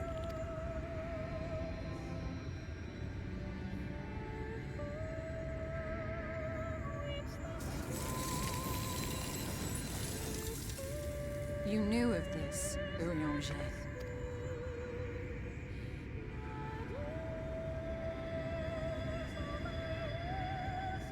Tis all a fiction. Such vaguely defined acts of teleportation stand no chance of success. The Exarch will never live to see another world, as he knows only too well. Then, what does he mean to do? He means to take the light with him into the rift, where he will die. From the beginning, he intended to sacrifice himself to save our friend and Norvrend.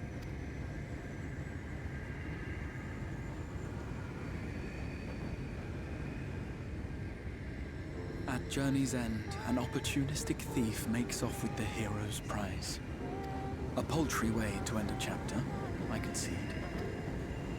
Yet your tale will continue, and my role in it will scarcely be remembered.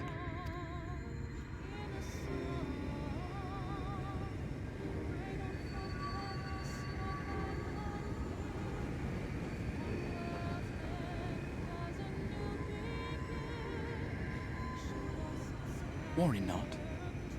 Whatever should become of me, I will be happy and free, safe in the knowledge that I have played my part.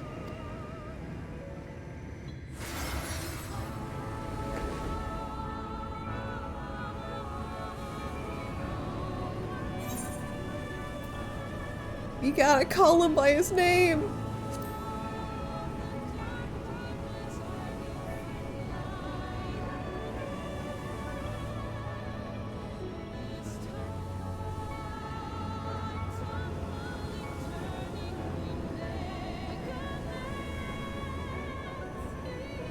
Thank you for fighting for this world, for believing. Fare you well, my friend, my inspiration.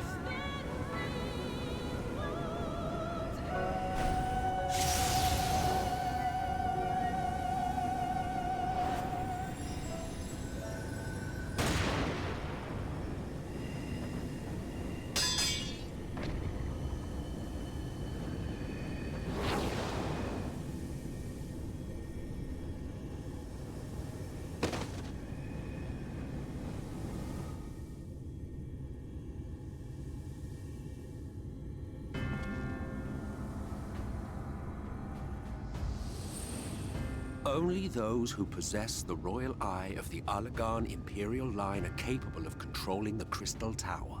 Such individuals do not exist in the First. Therefore, in all likelihood, the Exarch arrived here with the tower. This much I had surmised, yet I could not discern his grand scheme. To think that he went through all this trouble for the sake of a single hero. It's almost admirable in its absurdity. Alas, it is not your grand scheme that will succeed, but ours. You bastard! Stay put. Your friend is still alive, but whether he remains so depends on you.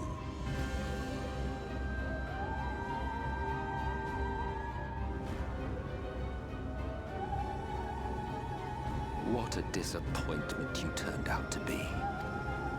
I placed my faith in you, let myself believe that you could contain the light. But look at you now, halfway to becoming a monster. You are unworthy of my patronage.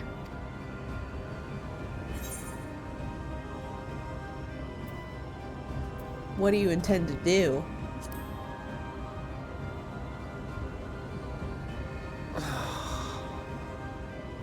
I am an Asian.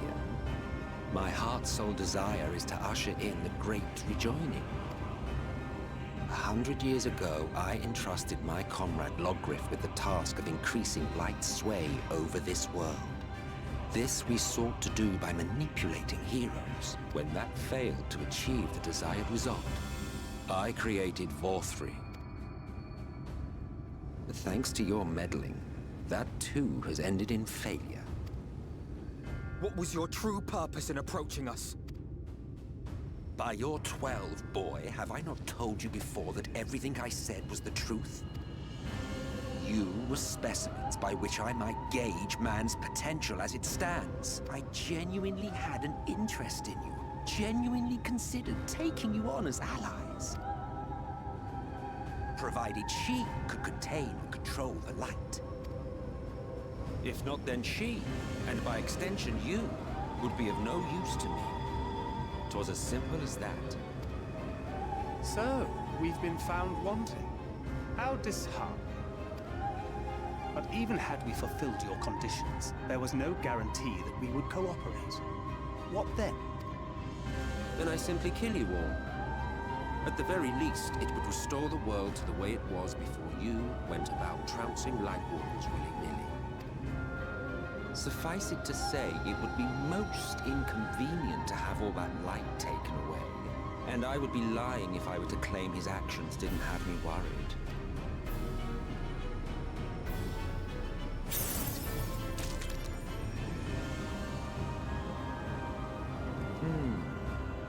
You still retain your form and your senses. But you have all but become a sin eater.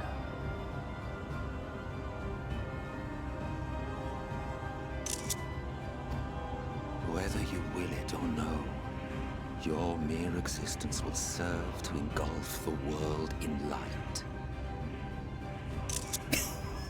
Those in your company will likewise turn into sin eaters, and in time you will succumb to your base instincts and hunt innocents to feast on their sweet, sweet ether. Those few with the will left to fight may rise up against you, but before your absolute might, they will quickly know despair. There is no hope. We are finished. Mankind is finished. Ah, the irony. What Vorthri achieved through bliss, you achieved through despair. But I have overstayed my welcome.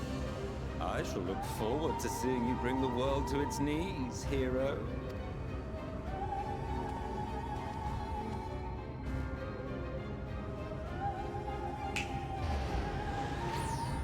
Exarch! I have naught to show for all the time and effort I invested in you. He is a small token for my troubles. I did not expect that I could learn aught from man, but I may yet learn something from all the knowledge he had hoarded for his precious hero.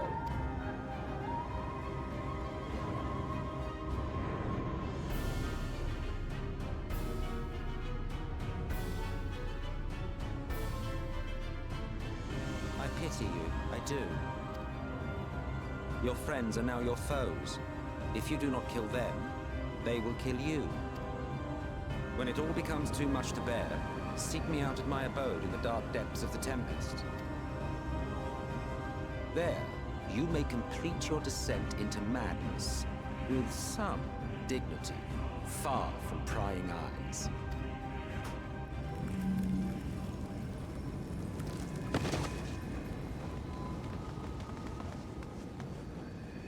Till then, I bid you farewell, Eater.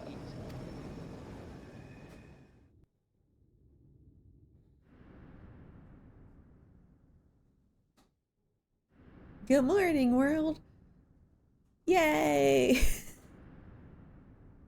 Everything is okay. That was just a bad dream.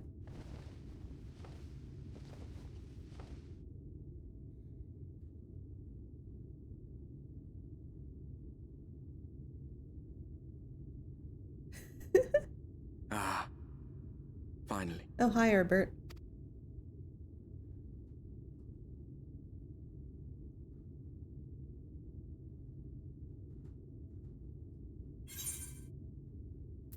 What happened?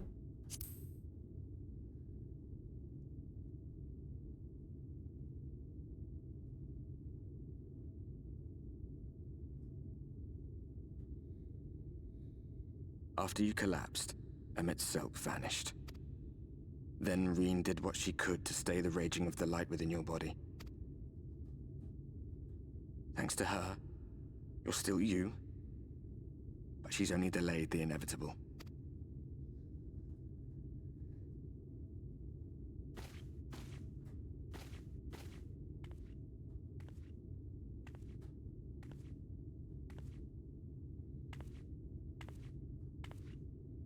You're not going to like what you see, but you still need to see it.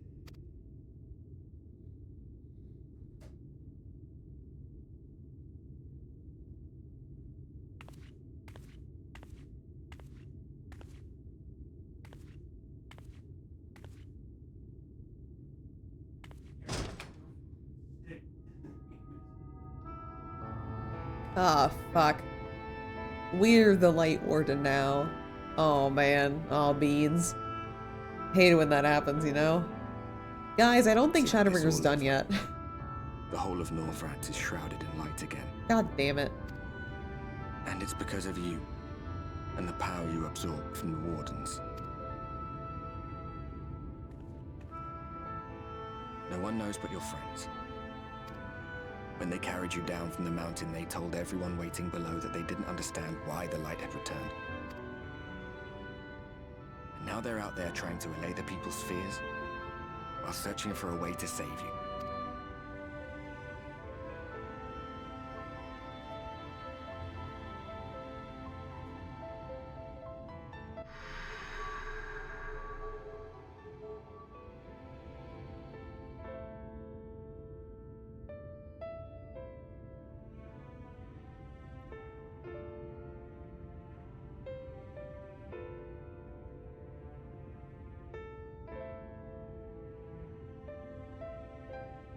If you're well enough to be up, you're well enough to get some fresh air. Better that than stewing in here. Go on. Go.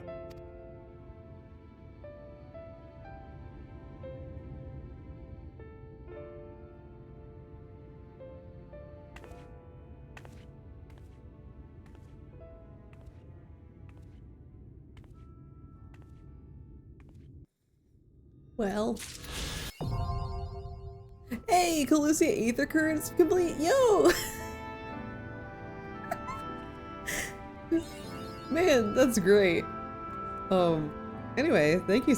I think I'm gonna call it here. This is exactly the point I wanted to end stream on today, and it went a little longer than I was hoping. Probably because I was like blabbing my mouth earlier, but thank you so much for joining me today. So I am hoping that I can do a very, very long stream on Sunday where I basically finish the rest of 5.0. Because like honestly, the rest of the expansion I think is best done when you do it in a single setting, a single serving, I mean. Just because all of it is so good, like the whole finale is just, So if I can, I am going to be trying to do it on an extra long stream on Sunday. But otherwise, let us see who we're gonna raid tonight. So let me just move OBS over here. And let's see who's online. Oh my god, the fucking man, Shadowbringers is genuinely so good. It is like, I already knew it was fantastic because I played it once before, but like, oh my god, just going through it again, like knowing all the foreshadowing that's going behind it, like it is so good, man. Oh, this is honestly, doing Shadowbringers again has made the entire replay worth it. Genuinely. It's just so good. So let's see. The ending stream soon. Let me see. Let me take a little peek in.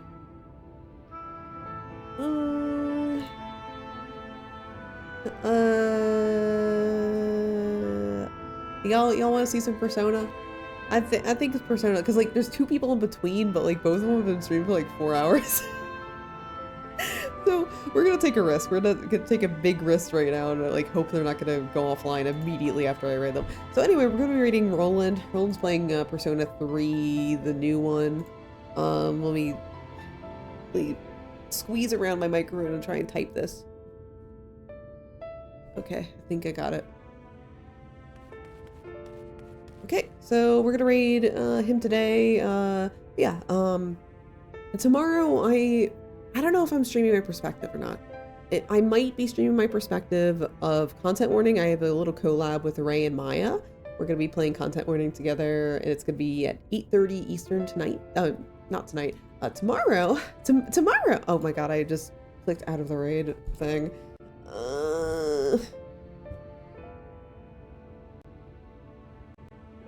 There we go. So, yeah, tomorrow is going to be Content Warning. No stream on Saturday, no matter what. I have friends coming over. We are going to be hanging out with my friend all day Saturday. Sunday, we should be open though. So that's why I'm like saying like Sunday for that. Anyway, hope everyone has a good rest of the night. Good night. Bye.